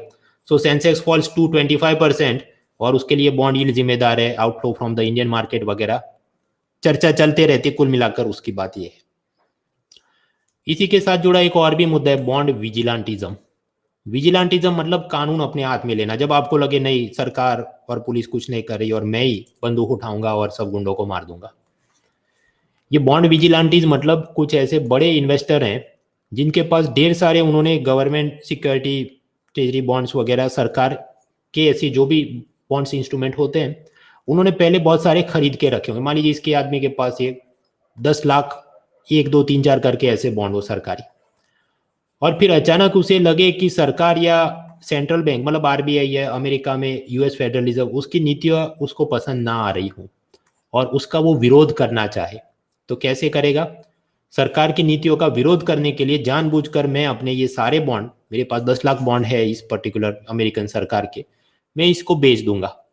तो अचानक से वो बेच देगा, मान लीजिए ऑनियन उसके पास इतने स्टॉक में होते और सारे बेच दे, तो क्या होगा, वो ₹10 का ऑनियन ₹5 में बिकना शुरू हो जाए क्योंकि सप्लाई बढ़ गया है। उसी तरह अगर बॉन्ड का भी अचानक से आप बहुत ज़्यादा सप्लाई बढ़ा दे तो प्राइस गिरने लगेंगे मार्केट में। तो $100 का 95 में से 90 या 80 सस्ते में वो बिकना शुरू हो जाए, और सामने आप जितना सस्ते खरीद लेंगे तो आप जानते हैं उसकी यील्ड उतनी आपको ज़्यादा मिलेगी। $100 का 100 में खरीदा तो 8% यील्ड, 90 में खरीदा तो 20% यील्ड। तो इसके चलते ये बॉन्ड यील्ड में ऐसी बढ़ोतरी हो रही है क्योंकि कुछ बॉन्ड विजिलेंटीज वो मार्केट में एक्टिव हो गए हैं, और वो मतलब जैसे अमेरिकी सरकार या किसी यूरोप की सरकार को सबक सिखाना चाहते हैं। ऐसा आरबीआई ने अपने कुछ इकोनॉमी की रिपोर्ट में बताया है। इससे क्या असर होगा? एक तो असर ये होता है कि ये टॉम क्रूज जैसे लोग वो क्या करेंगे, भारत से भाग के अमेरिका चले जाएंगे, तो अपना शेयर मार्केट गिर जाएगा। शेयर मार्केट गिर जाएगा तो वो खराब चीज़ क्यों है? क्योंकि फिर छोटे निवेशक वो डरने लगेंगे, और फिर बाजार में कोई नई कंपनी आईपीओ भी इशू करे तो वो लोग डर डर के खरीदेंगे कि नहीं हमें नहीं मिलेगा, तो कंपनियों का एक्सपांशन उस पर असर। और इसमें अमेरिका को क्या तकलीफ होगी? मान लीजिए ऐसा बॉन्ड यील्ड गिरते गिरते बॉन्ड यील्ड मान लीजिए गिरते गिरते 35% हो जाए, और ऐसा जो बॉन्ड बाजार में हो उसकी टेन्योर हो मान लीजिए 15 ईयर्स, तो आप क्या करेंगे? आप इसको खरीद लेंगे क्योंकि 35% आपको मान लीजिए उस पर प्रॉफिट दिख रहा है, हालांकि वो 15 साल तक आपने अपने पास रखना होगा। अब ऐसे केस में सरकार को ये पसंद नहीं आएगा। वो क्यों? क्योंकि जब सरकार ने नया पैसा और बोरो करना होगा बाजार से, तो बाजार में वो जब भी अब नए फ्रेश बॉन्ड इशू करेंगे और वो फ्रेश बॉन्ड में लिखा हो 8%, तो कोई इन्वेस्टर खरीदेगा ही नहीं, क्योंकि वो तो पुराने वाले बॉन्ड ही प्रीफर करेंगे जहां पर उनको 35% यील्ड मिल रही है। तो फिर सरकार ने क्या करना होगा? नेक्स्ट टाइम जो बॉन्ड इशू करे उसमें 35 की जगह 36% उन्होंने ऑफर करना होगा ब्याज। तो सरकार के लिए भविष्य में कर्जा लेना महंगा हो जाएगा। When the bond yields rise, it will make it difficult for the government to borrow the money easily next time. तो इसलिए वो भी मतलब दुखी चल रहे हैं। स्वाभाविक है, ये सब देख के कुछ लोग बहुत भावुक हो जाते हैं कि ये बॉन्ड यील्ड क्यों बढ़ रही है भारत में और अमेरिका में, और बॉन्ड विजिलेंटीज वो काम कैसे करते हैं, उनको क्या खुद का नुकसान नहीं हो जाएगा, वो प्रॉफिट कैसे करेंगे? भाई वो सब पढ़ने बैठ तो सकते हैं लेकिन एग्जाम में काम का नहीं, एक लाइन में पता होना, एक एक लाइन में हमने पढ़ लिया। दूसरा प्रश्न, इसके बारे में अमेरिका की सेंट्रल बैंक यानी फेडरल रिजर्व क्या कर रही है? उसका जवाब कि जब मैं अमेरिका की आईएएस एग्जाम का कोर्स लॉन्च करूं तो उसमें मैं बताऊंगा। तीसरा, ये सब आरबीआई के ऑपरेशन ट्विस्ट के साथ कैसे जुड़ा है? जवाब, वो एग्जाम के लिए काम का नहीं। ऑपरेशन ट्विस्ट को आपने अलग एक टॉपिक के रूप में देखना है, बॉन्ड विजिलेंटिज्म उसका दूसरे टॉपिक के रूप में देखना है। क्योंकि जब भी ये सेबी शेयर मार्केट से जो प्रश्न पूछे जाते हैं, आप आराम से उसे देखिए प्रीवियस ईयर्स में, वो अलग अलग चीजों को वन लाइनर के स्वरूप में पूछते हैं। तो ये मतलब कि भारत का संविधान और अमेरिका का संविधान और उसमें रूल ऑफ लॉ और जुडिशरी के कॉन्स्टिट्यूशन को रिव्यू करने के पावर में क्या कंपेयर कॉन्ट्रास्ट है बताओ, ऐसा इधर बारीकी से कोई नहीं पूछता इकोनॉमी में। तो ऐसा डर में मत जिए, प्राइवेट मॉक टेस्ट वाले ऐसा डर आपके दिमाग में बैठाते हैं तो उससे भी आप न डरे। सिंपल वन लाइन का ये सब, ये पूरा जो पिलर 1 सी है भाई, वो वन लाइनर ही उसमें तैयार करना है। और क्या चल रहा है? हाँ, तो शेयर मार्केट का ट्रेंड, उसमें जो जानने लायक चीजें थी हमने देख ली। अभी आगे का मुद्दा है SEBI and deepening of the capital market वगैरह, बहुत आसान है, देख लेते हैं। एक जमाने में मान लीजिए 50-60s में भी शेयर मार्केट तो था ही, लेकिन उसमें पैसा इन्वेस्ट कौन करता होगा? ज्यादातर लोगों के पास तो पैसा था ही नहीं सेविंग में, और जो लोग थे वो पढ़े लिखे कम थे, कंप्यूटर इंटरनेट वो सब था नहीं। तो हो सकता है ऐसे ये सब पूरा कपूर परिवार, मतलब समाज के रिच एंड इन्फ्लुएंशियल रसूखदार लोग, वही अपने 50 करोड़ शेयर बाजार में इन्वेस्ट करते होंगे, वही सरकार की गवर्नमेंट सिक्योरिटी वगैरह करते होंगे। तो अगर हम कहें कैपिटल मार्केट अगर मार्केट नहीं होकर एक पौधा होता, तो उसके रूट कहाँ से पैसा चूस रहे थे भाई? वो तो रिच पीपल का थोड़ा ही पैसा निकाल पाते थे। अब ऐसी सीन में कोई भी अपना बिजनेस एक्सपांड करना चाहता हो तो उसे जल्दी से वो न्यूट्रिशन पोषक तत्व मिलेंगे नहीं, मतलब सेविंग का पैसा मिलेगा नहीं। तो हमने क्या करना चाहिए? हमने ये जो कैपिटल मार्केट है उसकी जड़ों को और गहरा करना चाहिए। We should deepen the capital market. वो ऐसा कहना चाहता है कि कपूर खानदान वो 50 करोड़ इन्वेस्ट करे, ऐसा क्यों? उसके अलावा ये छोटे छोटे लोअर मिडिल क्लास फैमिली, उससे भी 100 रुपए आप इन्वेस्टमेंट करवाओ ना ये म्यूचुअल फंड वगैरह में, ताकि ये जो अपने कोई भी देश में होते हैं rich people, middle class, poor people, तो गरीब से गरीब का भी पैसा ये सेविंग का चूस के लेकर आए और उससे अपना ये जो कैपिटल मार्केट का वृक्ष है वो और ज्यादा भरपूर बड़ा हो जाए। जब ऐसा कुछ भी हम करें उसे कहा जाता है we are trying to deepen the capital market. उसके लिए क्या करना चाहिए, रिटेल पार्टिसिपेशन बढ़ाना चाहिए, लोअर मिडिल क्लास के लोगों को भी हम एनकरेज करें। तो उसके लिए जो जो काम होते हैं उसे देखा जाए। तो शेयर्स हमने देखा, शेयर्स इशू किए जाते हैं पहली बार तो इनिशियल पब्लिक ऑफर, और पहली बार जो भी सिक्योरिटी इशू की जाए शेयर या बॉन्ड उसे हम कहेंगे प्राइमरी मार्केट। मान लीजिए धोनी ने खरीदा, कुछ साल बाद वो किसी और को बेचना चाहता है तो वो किधर जाएगा, सेकेंडरी मार्केट में, जहां पर वही वाली चीज यूज्ड प्रोडक्ट के रूप में किसी और को बेची जाए। ये तो चल ही रहा था। और अगर आप कोई कंपनियों के शेयर खरीदते हैं तो शेयर मार्केट तो काफी अब ठीक ठाक काम कर रहा है, बहुत सारे लोग इन्वेस्ट करते हैं ऑनलाइन, तो तुरंत सब हो जाता है। The problem comes with bond market. मान लीजिए ये टाटा या अंबानी, वो अपनी कंपनी को एक्सपांड करने के लिए उनको पैसा चाहिए और शेयर नहीं बॉन्ड इशू करने, जिसका टाइम पीरियड हो 5 ईयर, 8 ईयर, 15 ईयर्स मैच्योरिटी। आप खरीदेंगे क्या? आप खरीदेंगे, आप सोचने बैठेंगे कि ये मैं खरीद तो लूंगा, लेकिन फिर मुझे मान लीजिए 15 साल का है और फिर मेरा बच्चा बड़ा हो जाए और उसकी नीट की एग्जाम होगी, और उस जमाने में तो उसके भी 15 लाख की फी हो जाएगी, क्योंकि हर साल फीस तो बढ़ती रहती है। तो मैं क्या करूं? उस वक्त मैं इसको तुरंत बेच नहीं पाऊंगा। तो मतलब इसकी लिक्विडिटी अगर आप सोचना जाएं, इसी it is difficult to resell it before the maturity. जितना आसान गोल्ड वगैरह को है, इन थियरी बॉन्ड भी सिक्योर्ड चीज है कि उसे हम तुरंत बेच सके, but in real life it becomes little difficult. तो फिर होता ये है कि मान लीजिए इसकी फेस वैल्यू हो 100 रुपये, आपने इमरजेंसी में सेकेंडरी मार्केट में वही चीज 85 रुपीज में किसी को बेच के जाना पड़े, तो आपका नुकसान ज्यादा हो जाए। इसलिए बॉन्ड मार्केट उसको और ज्यादा डीपन करने की जरूरत है। उसके लिए क्या करना चाहिए, सरकार ने एक तरीका सोचा कि यहाँ सेकेंडरी मार्केट में हम क्या करें, एक नई ऑर्गेनाइजेशन बनाते that will purchase the investment grade debt securities of good rating from various individuals and organizations। समझते, ये 15 ईयर्स मैच्योरिटी वाला बॉन्ड टाटा ने इशू किया प्राइमरी मार्केट में, आप उसको नहीं खरीदेंगे ये डर में कि मुझे 14th ईयर पे अगर पैसा वापस चाहिए होगा और मैं सेकेंडरी मार्केट में किसी को बेचने जाऊंगा, मुझे तुरंत नहीं मिलेगा, तो 100 रुपए की चीज मुझे इमरजेंसी में 85 में बेचनी पड़ेगी। सरकार ने ये कहा डरो मत, हम लोग एक बॉडी बनाएंगे जो आपसे वो चीज सही दाम पे, मान लीजिए 100 की जगह चलिए 95 में खरीद लेगी। तो अभी आप थोड़े आश्वस्त हो गए कि अच्छा, जैसे गोल्ड होता है और तुरंत में जाके ज्वेलरी शॉप पे बेच सकता हूँ, तो मैं उसे मतलब it is a safe investment in that sense. ऐसा ही मैं बॉन्ड अब खरीद लूँ और तुरंत मुझे अगर टाइम से पहले भी एग्जिट करना हो तो ऐसी एक ऑर्गेनाइजेशन गवर्नमेंट की होगी जो मुझसे ये बॉन्ड खरीद लेगी। तो उसके चलते अब इन्वेस्टर खुशी खुशी ऐसे सब कंपनियों के बॉन्ड खरीदेंगे, जिससे बॉन्ड मार्केट भी डीपन होगा कि फिर लोअर मिडिल क्लास वाले भी सोचे हाँ खरीदते हैं, कोई बात नहीं, इमरजेंसी में पैसा चाहिए होगा तो ये सरकार की संस्था को हम अपने बॉन्ड बेच देंगे। अब ये बॉडी का क्या नाम होगा, कैसे काम करेगी, ये अभी तक डिटेल्स बाहर नहीं आए, जब आएंगे तो हम इसे और पढ़ेंगे। और क्या मित्रों, ये शेयर बाजार, बॉन्ड बाजार, उन सबको रेगुलेट करने के लिए अलग अलग कानून है। सेबी का अलग कानून, डिपोजिटरीज वो क्या है अभी थोड़ी स्लाइड में आएगा, सिक्योरिटीज कॉन्ट्रैक्ट मतलब ये शेयर बॉन्ड सब आपने बेचा खरीदा, उसमें जो भी कुछ प्रॉब्लम्स आए उसको रेगुलेट करने के लिए। And fourth, government securities act. हालांकि गवर्नमेंट सिक्योरिटीज तो कई सालों से चली रही थी, तो कानून में कुछ नए सुधार करके 2007 में किया। तो ये अलग अलग कानून है। सरकार सोच रही है कि इसको हम मर्ज करेंगे और एक नया कानून बनाएगी जिसका नाम होगा सिक्योरिटीज मार्केट कोड। प्रतिभूति बाजार संहिता नाम का एक नया कानून बनाएंगे। देखिए कोड मतलब क्या, इंसॉल्वेंसी बैंक्रप्सी कोड तो वो असल में कानून है, इंडियन पीनल कोड तो वो क्या है, कानून है। उसी तरह सिक्योरिटी मार्केट कोड वो क्या है, वो कानून बनेगा, ऐसा एक नए बजट में कहा है। इन सबके क्या अलग अलग फीचर है, काम का नहीं। एमसीक्यू में हमने क्या याद रखना है कि which of the following acts are going to be merged to create this security market code, तो क्या है 1 2 3 4 याद रखना है।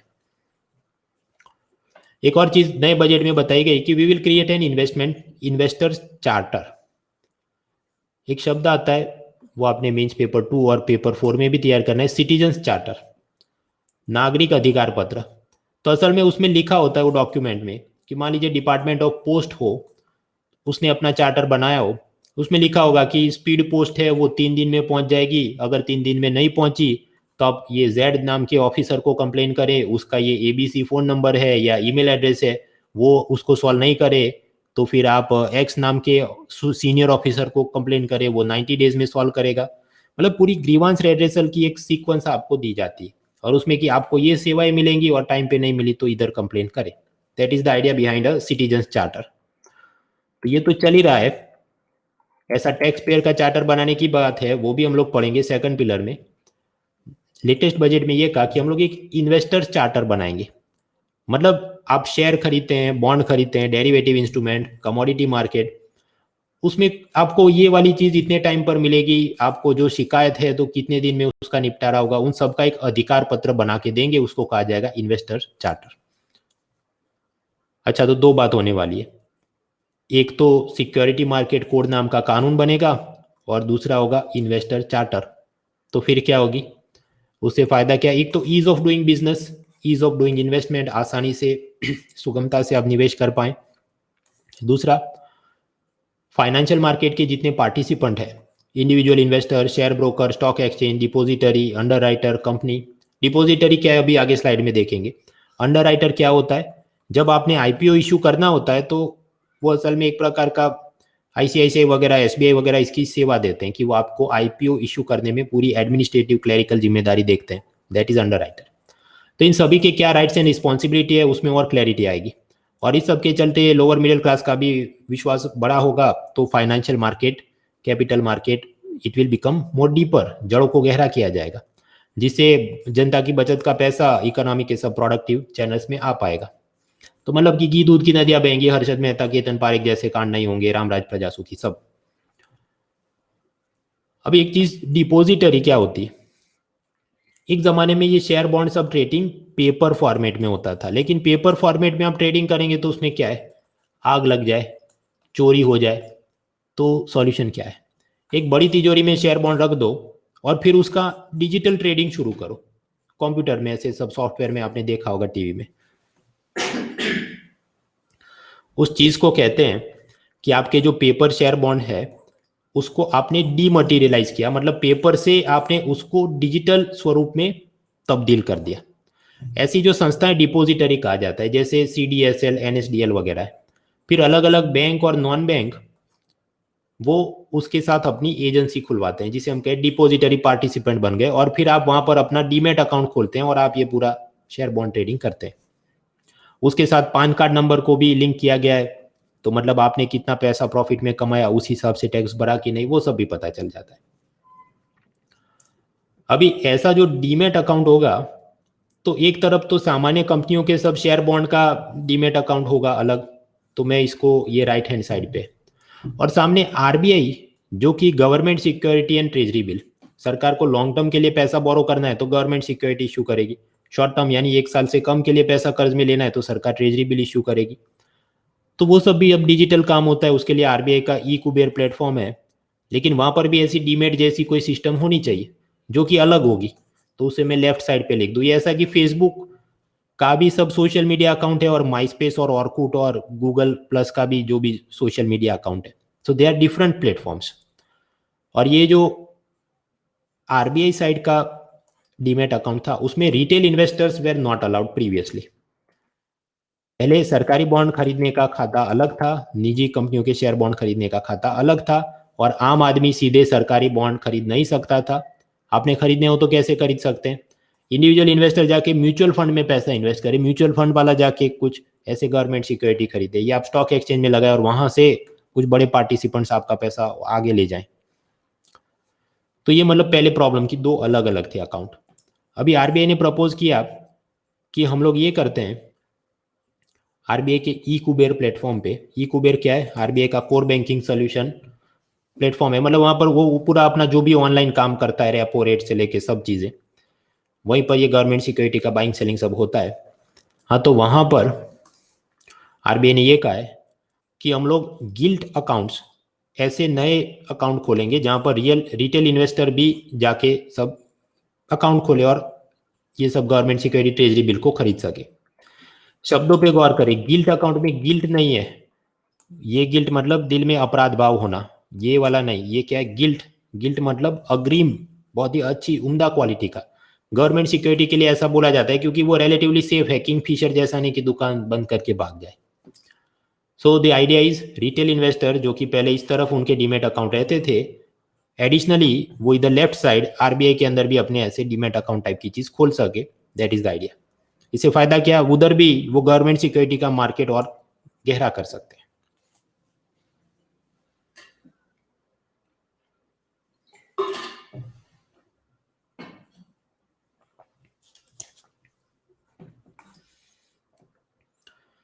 सेपरेटली सेबी का एक प्रपोजल चल रहा है, यूनिफाइड बॉन्ड मार्केट। प्रेजेंटली ये हो रहा है कि गवर्नमेंट सिक्योरिटी का मार्केट अलग और ये सब रिलायंस टाटा वगैरह कंपनियों के कॉरपोरेट बॉन्ड का मार्केट अलग। सेबी ये कह रहा है कि यूनिफाइड बॉन्ड मार्केट ऐसी सिस्टम हो कि सिंगल मार्केट की जहां पर ये गवर्नमेंट सिक्योरिटीज कॉरपोरेट कंपनियों के बॉन्ड वो मतलब एक ही टाइप के आपके अकाउंट में रह सके, उसका ट्रेडिंग वगैरह हो सके। एक जगह जहां पर छोटे बड़े सभी निवेशक सरकारी बॉन्ड भी खरीदी सके, निजी कंपनियों के बॉन्ड भी खरीदी सके, ऐसा एक बाजार बनाया जाए ताकि वह रिटेल पार्टिसिपेशन बढ़े। तो यूनिफाइड बॉन्ड मार्केट का कंसेप्ट वो सेबी सोच रहा है। मैं इसको कह दूं ये राइट स्लाइड हो गई। और आरबीआई अपनी तरफ से क्या बोल रहा है कि ये सब रिटेल इन्वेस्टर भी डायरेक्टली गवर्नमेंट सिक्योरिटी खरीद सके, इसलिए गिल्ट अकाउंट उनका बना देते हैं। उसको मैं लेफ्ट साइड बोल दूं, ये वाला स्क्वायर। तो अब ये दोनों चीज आपस में सिमिलर और डिफरेंट कैसे हैं, इसको कंपेयर कॉन्ट्रास्ट करो। अमेरिका का कॉन्स्टिट्यूशन, उसमें फंडामेंटल राइट की विभावना भारत के कॉन्स्टिट्यूशन के साथ कैसी है। भाई वो कॉन्स्टिट्यूशन वाली चीज अलग है, ये वाली चीज अलग है। यहाँ पर इतनी बारीक कोई पूछता नहीं, don't waste time. Draft stage पर ये चीजें वैसे भी हैं और एग्जाम पॉइंट ऑफ व्यू से ये जितना शेयर और बॉन्ड की सब टेक्निकल एस्पेक्ट चलते हैं, एक एक लाइन में तैयार करना है। ये दो टॉपिक साथ में कैसे कंपेयर कॉन्ट्रास्ट होते हैं, ऐसी मगज में मत टाइम वेस्ट करो। आगे का मुद्दा है कोलोकेशन कंट्रोवर्सी। ये कई बार आप देखते हैं सब ऑनलाइन ऑफर होती है कि ये वाला चश्मा ये सिर्फ ₹1 में इमीडिएटली बाय, या फिर कि ये 10 अक्टूबर सुबह 8 बजे रेडमी मोबाइल 5,999 में बिकेगा और उसे खरीद लो। लेकिन ज़्यादातर केस में आप खरीदने जाएंगे, कुछ हाथ में नहीं है, एक ही सेकंड में सारा स्टॉक खत्म हो जाएगा। वो कैसे? क्योंकि कुछ हैकर्स, नर्ड, गीक वो सब अपने ऑटोमेटेड बॉट स्क्रिप्ट वगैरह से वो ऑटोमेटिक सब सेल एक ही सेकंड में खरीद लेते हैं और फिर वो बाद में उसको महंगे में किसी और को बेचेंगे। Similar problem is there in share trading. एक चीज होती है आल्गो ट्रेड, मतलब ये कंप्यूटर में देख देख के हम लोग माउस क्लिक से कुछ खरीदे शेयर बॉन्ड, ऐसा नहीं। आप कंप्यूटर में ऐसी कोई स्क्रिप्ट बना दो कि कंप्यूटर अपने आप ही बाइंग एंड सेलिंग करता रहे कि अच्छा ये इन्फोसिस का 3% गिरे तो उसे खरीद लो, 5% बढ़े उसको बेच दो। तो ऐसा करने में क्या खराब चीज़ है भाई? जो बड़े ट्रेडर हैं जिनके पास ऐसा सब हाई हाई कंप्यूटर और कंप्यूटर नॉलेज है, वो सब अच्छे अच्छे ऑर्डर तुरंत तुरंत प्लेस कर देंगे और स्मॉल इन्वेस्टर के हाथ में कुछ आएगा नहीं। तो क्या ये जो पूरी चीज़ है उसे हम कहते हैं अल्गो ट्रेड। ये अल्गो ट्रेड या एल्गोरिदम से ट्रेडिंग करना, इसको टोटली इलीगल डिक्लेयर नहीं किया। सेबी ने ऐसा नहीं कहा कि इसको कंप्लीटली बैन करते हैं ना, उन्होंने ऐसा कहा कि यहाँ पर कुछ रिस्ट्रिक्शन रहेंगे कि जैसे एक डीमेट अकाउंट में एक सेकंड में 100 से ज़्यादा ऑर्डर प्लेस नहीं कर सकते वगैरह। क्योंकि 100 से ज़्यादा ऑर्डर प्लेस करे वो तो क्या कंप्यूटर ही करता होगा, लेकिन उस पर भी कुछ लिमिटेशंस होनी चाहिए। तो याद इतना रखना है कि आल्गो ट्रेड टोटली इलीगल नहीं है, लेकिन सेबी ने उस पर कुछ नियम रेगुलेशन बना के रखे। उसी के साथ एक मिलता जुलता टॉपिक है कोलोकेशन कंट्रोवर्सी। मान लीजिए नेशनल स्टॉक एक्सचेंज की बिल्डिंग है, वहाँ उनका मेन सर्वर होगा और वहाँ पर सारा सब चीज़ होती है और वहाँ से सब शेयर बॉन्ड का ट्रेडिंग होता होगा जो भी। अभी कोई शेयर ब्रोकर ये एनएसई के 100 मीटर दूरी अपना ऑफिस खोल दे, तो फिर क्या होगा? जितना भी कंप्यूटर में डेटा चल रहा है वो तो मतलब 0.002 सेकंड में इधर और उधर एक्सचेंज होता रहेगा। आप 1500 किलोमीटर दूर बैठे हैं तो आपको वो सारा डेटा मिलेगा, लेकिन क्या 0.1 सेकंड में।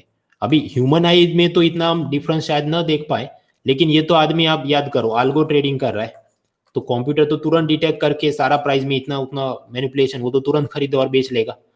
तो अल्टीमेटली यू विल फाइंड कि कोई कंपनी के मतलब सही दाम पे मुझे शेयर मिल ही नहीं रहे।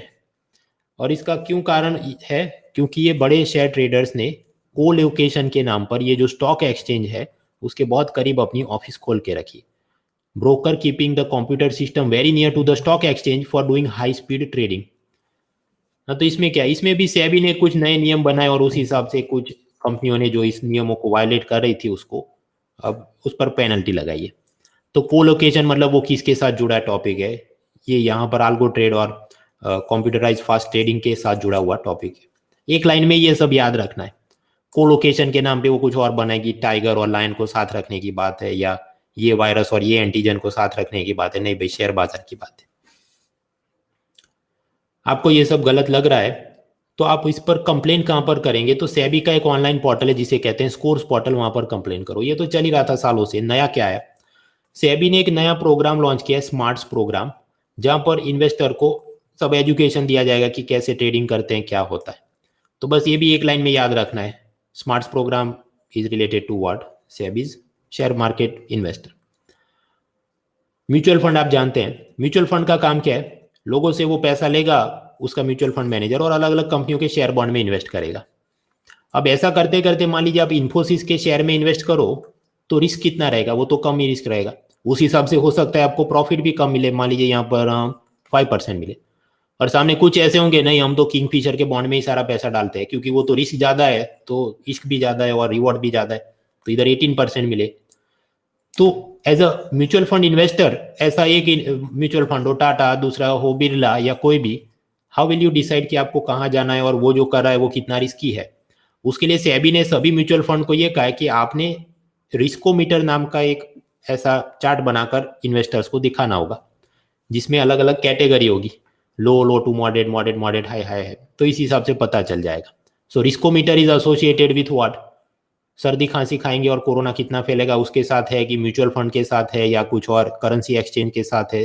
किसके साथ जोड़ा है? म्यूचुअल फंड के साथ। Again one liner thing. हाँ, तो ये भी हमने देख लिया, SEBI, deepening of the capital market. और क्या चल रहा है? ये करते करते हम लोग हैंड आउट पेज 41 पे पहुंचे। अभी थोड़ी चीज है तो पढ़ के इसे खत्म करेंगे, अब हम ब्रेक नहीं ले रहे हैं। कमोडिटी। कमोडिटी मतलब ऐसी चीज जिसकी मदद से हम कुछ और प्रोडक्शन करते हैं। जैसे कॉटन से हम लोग ये बेडशीट और क्लोथ्स वगैरह बनाए, वीट से ब्रेड बिस्किट बनाए, बासमती चावल से चावल पकाए, एल्यूमिनियम, गोल्ड, सिल्वर, ऑयल, कोल, गैस, ये सबको कहते हैं कमोडिटी। इसका भी ऑनलाइन ट्रेडिंग होता है, उसे हम कहेंगे कमोडिटी मार्केट। अभी कमोडिटी मार्केट का वैसे तो रेगुलेटर कौन एक जमाने में था? फॉरवर्ड मार्केट कमीशन, फिर उसमें कांड हो गया, स्कैम, तो अभी तो कौन है? सेबी। तो ये तो चल ही रहा था। लेटेस्ट बजट में क्या आया? Gold exchange. देखिए, स्टॉक एक्सचेंज अगर हम कहें, स्टॉक एक्सचेंज में क्या होगा? शेयर की बाइंग सेलिंग होती होगी। तो गोल्ड एक्सचेंज में क्या होता होगा? गोल्ड की बाइंग सेलिंग होती होगी। अब वो तो ज्वेलरी शॉप भी होती है, लेकिन जब हम कहें गोल्ड एक्सचेंज तो मतलब वहां पर ऐसे बड़े बड़े बिस्किट और ईंटों की बाइंग सेलिंग की बात करें, किलोग्राम सेंटेंस के हिसाब से। So gold exchange is a special type of commodity market devoted only to gold trading. इसका रेगुलेटर कौन? भाई वो थियरी के हिसाब से सेबी होना चाहिए, तो वही क्या बजट में कि सेबी इज द रेगुलेटर।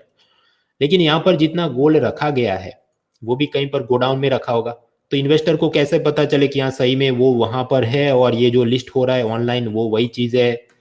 तो वो सब रेगुलेटर कौन, इस मतलब वो स्पेसिफिक काम को कौन देखेगा? तो बताया गया Warehousing Development and Regulatory Authority, जो कि Department of Food and Public Distribution के नीचे की एक स्टैट्यूटरी बॉडी है। एग्रीकल्चर का काम खास तो देखती थी वहां पर वेयर हाउसिंग, लेकिन उन्हीं को बोला गया कि यहाँ पर ये जो अलग अलग गोल्ड एक्सचेंज के बैकएंड में गोल्ड को वेयर हाउस में रखा होगा, उसका वॉल्टिंग, एसेइंग, लॉजिस्टिक्स, एसेइंग मतलब परीक्षण कि ये कितना 24 कैरेट का है, 22 कैरेट का, वो सब देखना, सप्लाई चेन मैनेजमेंट, उसमें कुछ गड़बड़ी तो नहीं हो रही है, वो सब आप देखेंगे। तो बस वो भी 2 लाइन में, सेबी का ये काम, WDRA का ये काम, तो ये भी खत्म। उसके अलावा ये फाइनेंशियल इंस्ट्रूमेंट में participatory notes, exchange traded fund, rights, invites, mutual fund, hedge fund वगैरह वो फुल कोर्स में हम पढ़ चुके हैं। नए अपडेट्स में एक चीज आई, बायलैटरल नेटिंग। ये भी 2 स्लाइड का ही मुद्दा है वैसे तो। एक जमाने में मान लीजिए जेठालाल, उसने बीडे मास्टर के साथ कुछ अग्रीमेंट साइन किया हो कि एक्स डेट पे या वाई कंडीशन पे आपने मुझे 8 लाख रुपए के शेयर या बॉन्ड या डेरिवेटिव इंस्ट्रूमेंट देने होंगे, मतलब इधर इसने 8 देने, और सामने कुछ और भी अग्रीमेंट बीडे मास्टर ने साइन किया होगा कि एक्स डेट या वाई कंडीशन पर जेठालाल ने मुझे 10 लाख के शेयर, बॉन्ड या डेरिवेटिव इंस्ट्रूमेंट देने हैं। तो इसमें प्रॉब्लम क्या है? इस आदमी को हमेशा डर है कि मुझे 10 लाख देने होंगे, इस आदमी को डर है कि मुझे हमेशा 8 लाख देने। तो पहले ये सब कॉन्ट्रैक्ट में ये प्रॉब्लम्स रहते थे कि ऑल द टाइम बीडे मास्टर ने 8 लाख रुपए एक तरफ रखने पड़ते थे। मुझे एक बाजू रखने होंगे फालतू में, मेरी मतलब आपकी कैपिटल वहां पर स्टक हो जाएगी कि एक्स डेट आए कि नहीं आए, वाई कंडीशन हो कि नहीं हो, जब तक वो पूरा नहीं होता you will have to keep the 8 lakh rupees aside. तो मतलब आपका कैपिटल एक तरह से मतलब रुक जाएगा, आपको उसे कहीं और यूज नहीं कर पाएंगे। तो फिर वहां पर सब क्लैरिटी लाने के लिए 2020 में एक कानून बना, bilateral netting of qualified financial contracts act 2020। उसमें बात यह है कि अच्छा जेठा भाई आपने 10 लाख देने इसको अगर एक्स डेट या वाई कंडीशन हो जाए, और सामने बीड़े मास्टर ने इनको 8 लाख देने हैं अगर एक्स डेट या वाई कंडीशन हो जाए, तो ऐसे 2 ट्रक भर के क्यों आपस में भेजने हैं? आप निकालो ना हिसाब क्या हो रहा है। 10 लाख इन्होंने देने हैं, सामने 8 लाख का केस है, तो मतलब basically Jethalal should give 2 lakh rupees, और उस हिसाब से वो अपने पास पैसा पहले रिजर्व में मेंटेन करे। बीडे मास्टर ने क्या मेंटेन करना है, जीरो, कुछ मेंटेन नहीं करना। तो पहले उसने जो 8 लाख रखने पड़ते थे बफर में या ऐसा, वो सारा पैसा अब क्या हो गया, फ्री हो गया, जिसको वो कहीं और इन्वेस्ट करे और उससे अच्छा काम हो सके। सो that is the idea behind bilateral netting of qualified financial contract. एक तरह से तो ये पूरा मुद्दा ऐसा ही है, वो नेफ्ट में जो होता है 30-30 मिनट पर सेटलमेंट। तो हमने बस एक लाइन में याद रखना है। क्यों याद रखना है? क्योंकि अभी लेटेस्ट इकोनॉमिक सर्वे 2021 में क्या, अच्छा ये कानून हुआ और उससे ईज ऑफ डूइंग इन्वेस्टमेंट होगा, तो एक लाइन में हमने देख लिया, और ज्यादा पीएचडी का इसमें कोई काम नहीं है। तो ये केस भी खत्म, पेज 42, बस अभी तैयारी है। आगे का मुद्दा है, देखिए पिलर 1C1 अगर मैं कहूँ तो सेबी शेयर मार्केट हमने खत्म किया। फिर पिलर 1C2 आता है कॉर्पोरेट गवर्नेंस, उसमें कंपनियों के अलग अलग प्रकार, कॉर्पोरेट गवर्नेंस, कंपनी एक्ट, फिर अलग अलग statutory bodies, corporate social responsibility, वो हमने फुल कोर्स में पढ़ा था। नए अपडेट्स में इधर कंपनियों के कुछ प्रकार में ईज ऑफ डूइंग बिजनेस करने के लिए काम हुए। एक एक लाइन का मुद्दा है। एक होती है limited liability partnership company. Partnership मतलब 2 या 2 से ज्यादा लोग होंगे। लिमिटेड लायबिलिटी मतलब उसमें कोई एक्टिव पार्टनर होगा और दूसरा डॉर्मेंट सुषुप्त पार्टनर होगा। जैसे वो है वाजीराम एंड रवि, तो उसमें रविंद्रन सर हम सोच सकते हैं he may be the active one, और Vajiram he may be the dormant सुषुप्त, जो डे टू डे मतलब बिजनेस का काम ना देखते हो। तो उस हिसाब से दोनों की फाइनेंशियल रिस्पॉन्सिबिलिटी और वो सब अलग हो जाए, ऐसा उनका रजिस्ट्रेशन है। तो ऐसे जो भी लिमिटेड लायबिलिटी पार्टनर कंपनी होंगी, उन्होंने हर साल कुछ हिसाब किताब दस्तावेज वो सरकार में जमा करने होते हैं, नहीं करेंगे तो रजिस्ट्रेशन कैंसिल हो जाएगा। ऐसा सब था पहले, फिर सरकार ने वहां पर रिलीफ दे दी कि आप ये वाली तारीख तक इतनी पेनल्टी भर दो तो रजिस्ट्रेशन कैंसिल नहीं करेंगे, और अगर आपने ऐसा नहीं किया तो कैंसिल कर देंगे। तो वो सब उनका सेटलमेंट के लिए काम किए गए, ऐसा नए बजट में बोला है, तो एक लाइन का मुद्दा खत्म। दूसरा, ये सभी जो कंपनियां होती है उन्होंने मिनिस्ट्री ऑफ कॉर्पोरेट अफेयर्स में अपना एनुअल रिपोर्ट, डायरेक्टर्स कौन है आपकी कंपनी में, बैलेंस शीट में क्या है, वो सब डेटा देना होता है। अब वो कितना 3-3 महीने पर देना, 2-2 महीने पर, 1-1 साल पे। कहा गया जो छोटी कंपनियां हैं उनको हम थोड़ी रिलीफ देते हैं। छोटी कंपनी मतलब जिसका कैपिटल 2 करोड़ से ज़्यादा नहीं और एनुअल टर्नओवर 20 करोड़ से ज़्यादा नहीं, उनको स्मॉल कंपनी कहेंगे। तो उन्होंने जो भी एनुअल रिपोर्ट गवर्नमेंट में जमा करने होते हैं उसमें कुछ टेक्निकल रिफॉर्म्स लिए गए, उनको सुविधा हो। अब वो क्या टेक्निकल रिफॉर्म हमारे लिए काम के नहीं, बस एक लाइन में कि हिसाब किताब जमा करना था, कुछ रियायतें दी गई। तीसरा होता है 1 पर्सन कंपनी, मतलब ऐसी कंपनी जिसमें एक ही आदमी है, अपने दम पे उसने खड़ी की है, कोई पार्टनर या कुछ शेयर होल्डिंग या कुछ नहीं, 1 पर्सन कंपनी। उसका बोर्ड ऑफ डायरेक्टर भी कौन है, एक आदमी, चलाता भी कौन है, एक आदमी। एनआरआई लोगों ने अगर 1 पर्सन कंपनी भारत में बनानी हो तो पहले थोड़ा मुश्किल था, अब उसके टेक्निकल नियम सरल किए गए, ऐसा नए बजट में बोला। दूसरा, ये आपके पास 1 पर्सन कंपनी है, फिर आपको उसको और बड़ा करना हो कि मैं इसको प्राइवेट लिमिटेड कंपनी कर दूं ताकि मैं 2 से लेके 200 शेयर होल्डर इसमें लेके आऊं, या मैं इसको पब्लिक लिमिटेड कंपनी कर दूं ताकि मैं इसमें 7 से लेके और ज्यादा मतलब 10-20 हजार शेयर इशू करके और इन्वेस्टर लेके आऊं। तो आपके पास तो भाई 1 पर्सन कंपनी है जिसमें सिर्फ एक आदमी हो सकता है। So you want to change the registration of your company, पंजीकरण में परिवर्तन करना है, तो वो भी पहले उसके अलग अलग डॉक्यूमेंट ज्यादा होते थे या जो भी नियम, अब वो और आसान किए जाएंगे। So you can convert your 1 person company into any other type of company just very simply, easily. तो ये सब भी क्या है, एक एक लाइन के मुद्दे हैं, एक एक लाइन की जानकारी होनी चाहिए, उस हिसाब से एमसीक्यू में कुछ किया जाए। तो अब सोचो कि ईज ऑफ डूइंग बिजनेस का माहौल हमेशा चलता है, तो कोई ये कहे कि 1 person company can not be converted into other type of company, तो क्या गलत स्टेटमेंट हो जाएगा? या फिर अगर ऐसा कहा जाए कि NRI people are henceforth prohibited from opening 1 person company, तो वो भी गलत हो जाएगा। उसी तरह small companies will be required to submit their documents in a more stringent manner गलत, limited liability partnership companies have been outlawed तो मतलब गैर कानूनी घोषित किया तो वो भी गलत। तो ऐसे मतलब वन लाइनर टाइप के सही गलत स्टेटमेंट बन सकते हैं। तो एक एक लाइन में ये याद करो, ये पिलर 1 सी एक एक लाइन का ही है इसकी औकात। कुछ लोग ये बात समझते नहीं, एक एक लाइन नहीं, मुझे 500 लाइन चाहिए और उसमें से एकदम जटिल और तकनीकी किस्म के tough random practice question private mock test वाले बनाए नहीं, मैं उसको देख के डीमोटिवेट हो नहीं जाऊं, तब तक मैं बस वही करूंगा। तो भाई अभी भी सुधर जाइए, बहुत कम दिन बचे हैं। तो पिलर 1 सी का खेल खत्म। पिलर 1 सी मतलब ये क्या, शेयर मार्केट कॉर्पोरेट गवर्नेंस। अभी जब अगले बार मिलेंगे मतलब ऑल्टरनेट ट्यूसडे के हिसाब से, तो आगे इंश्योरेंस पेंशन फाइनेंशियल इंक्लूजन। हालांकि इसमें अपडेट के नाम पे कुछ खास है नहीं, मेरे ख्याल से 30-40 मिनट में खत्म हो जाना चाहिए। फिर हम लोग बढ़ेंगे पिलर 2 बजट में। बजट में भी नए बजट में तो कुछ खास है ही नहीं, आप जानते हैं इनकम टैक्स वगैरह के स्लैब में कोई चेंज नहीं, थोड़ा बहुत वो सीनियर सिटीजन को माफी और कौन सा टैक्स ज़्यादा कम कलेक्शन होगा और थोड़े फिजिकल डेफिसिट और इकोनॉमिक सर्वे के ऑब्जर्वेशन, तो वो भी कोई बड़ी चीज़ नहीं। इंटरनेशनल ट्रेड सेक्टर हर जगह पर मतलब थोड़ा थोड़े बहुत ज़्यादा कोई हवा है और तोप है और बजट और इकोनॉमिक सर्वे और छाती पे बैठ जाएगा और हम सांस भी नहीं ले पाएंगे, भाई ऐसे डर में मत जियो, हम वो ख़त्म करेंगे। आपकी जिम्मेदारी सिर्फ इतनी है कि वो पढ़ के मतलब मेमोराइज करो। फिर ये SOF की PhD पंचायत में बैठोगे नहीं, ये हैंड आउट में अब कितने 34 से 43 पेज, कितना होता है 11 पेजेस, भाई मेमोराइज करो, आगे बढ़ो। And also I am happy to share with you, ये जो इकोनॉमी का फुल लेंथ कोर्स अनअकैडमी के पेड प्लेटफॉर्म पे चल रहा है, गुरु शुक्र शनि रवि रात को 9 बजे उसकी क्लास होती है। All can attend it live, offline भी आप उसको वॉच कर सकते हैं। अरे तो कलरफुल पावर पॉइंट्स, हैंडआउट्स, सभी चीज़ें, वीकली बेसिस पर क्विज जहाँ पर आपको रैंकिंग भी मिले ताकि दूसरों के सामने कंपटीशन में कितने पता चले। हैंडआउट जहाँ पर टेक्निकल शब्दों का हिंदी में अनुवाद ताकि मेंस में कुछ लिखना हो तो सुविधा रहे। और ये अनअकैडमी प्लस सब्सक्रिप्शन जो मैंने आपको बताया, अमेजॉन नेटफ्लिक्स टाइप की चीज़, एक ही सब्सक्रिप्शन भरा और सारे कोर्स और शोज अनलॉक हो गए, पॉलिटी जियोग्राफी साइंस टेक्नोलॉजी वगैरह। और उसी तरह 6 महीने 1 साल 2 साल के सब अलग अलग बैचेस चल रहे हैं।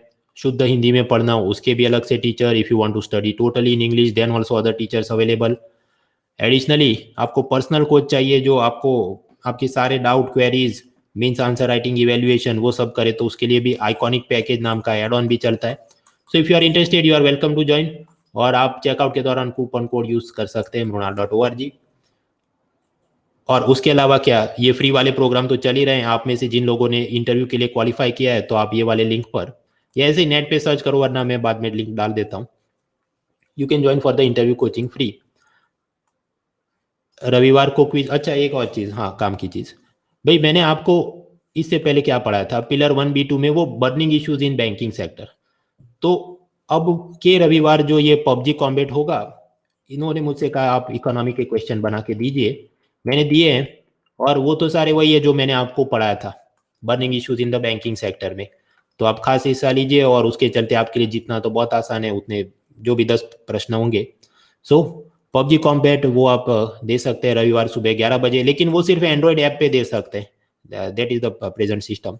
सोमवार रात 8 बजे मोनाल्स मंडे करंट अफेयर्स के सब क्विज होते हैं 20 MCQ की, और वहां पर भी ऐसे सब इनाम अमेजॉन गिफ्ट और पेड सब्सक्रिप्शन। और ऑल्टरनेट ट्यूसडे पर हम मिलते रहेंगे, ये इकोनॉमी के अपडेट चल रहे हैं। तो मिलते रहिए, पढ़ते रहिए। I will end the class here, see you next time.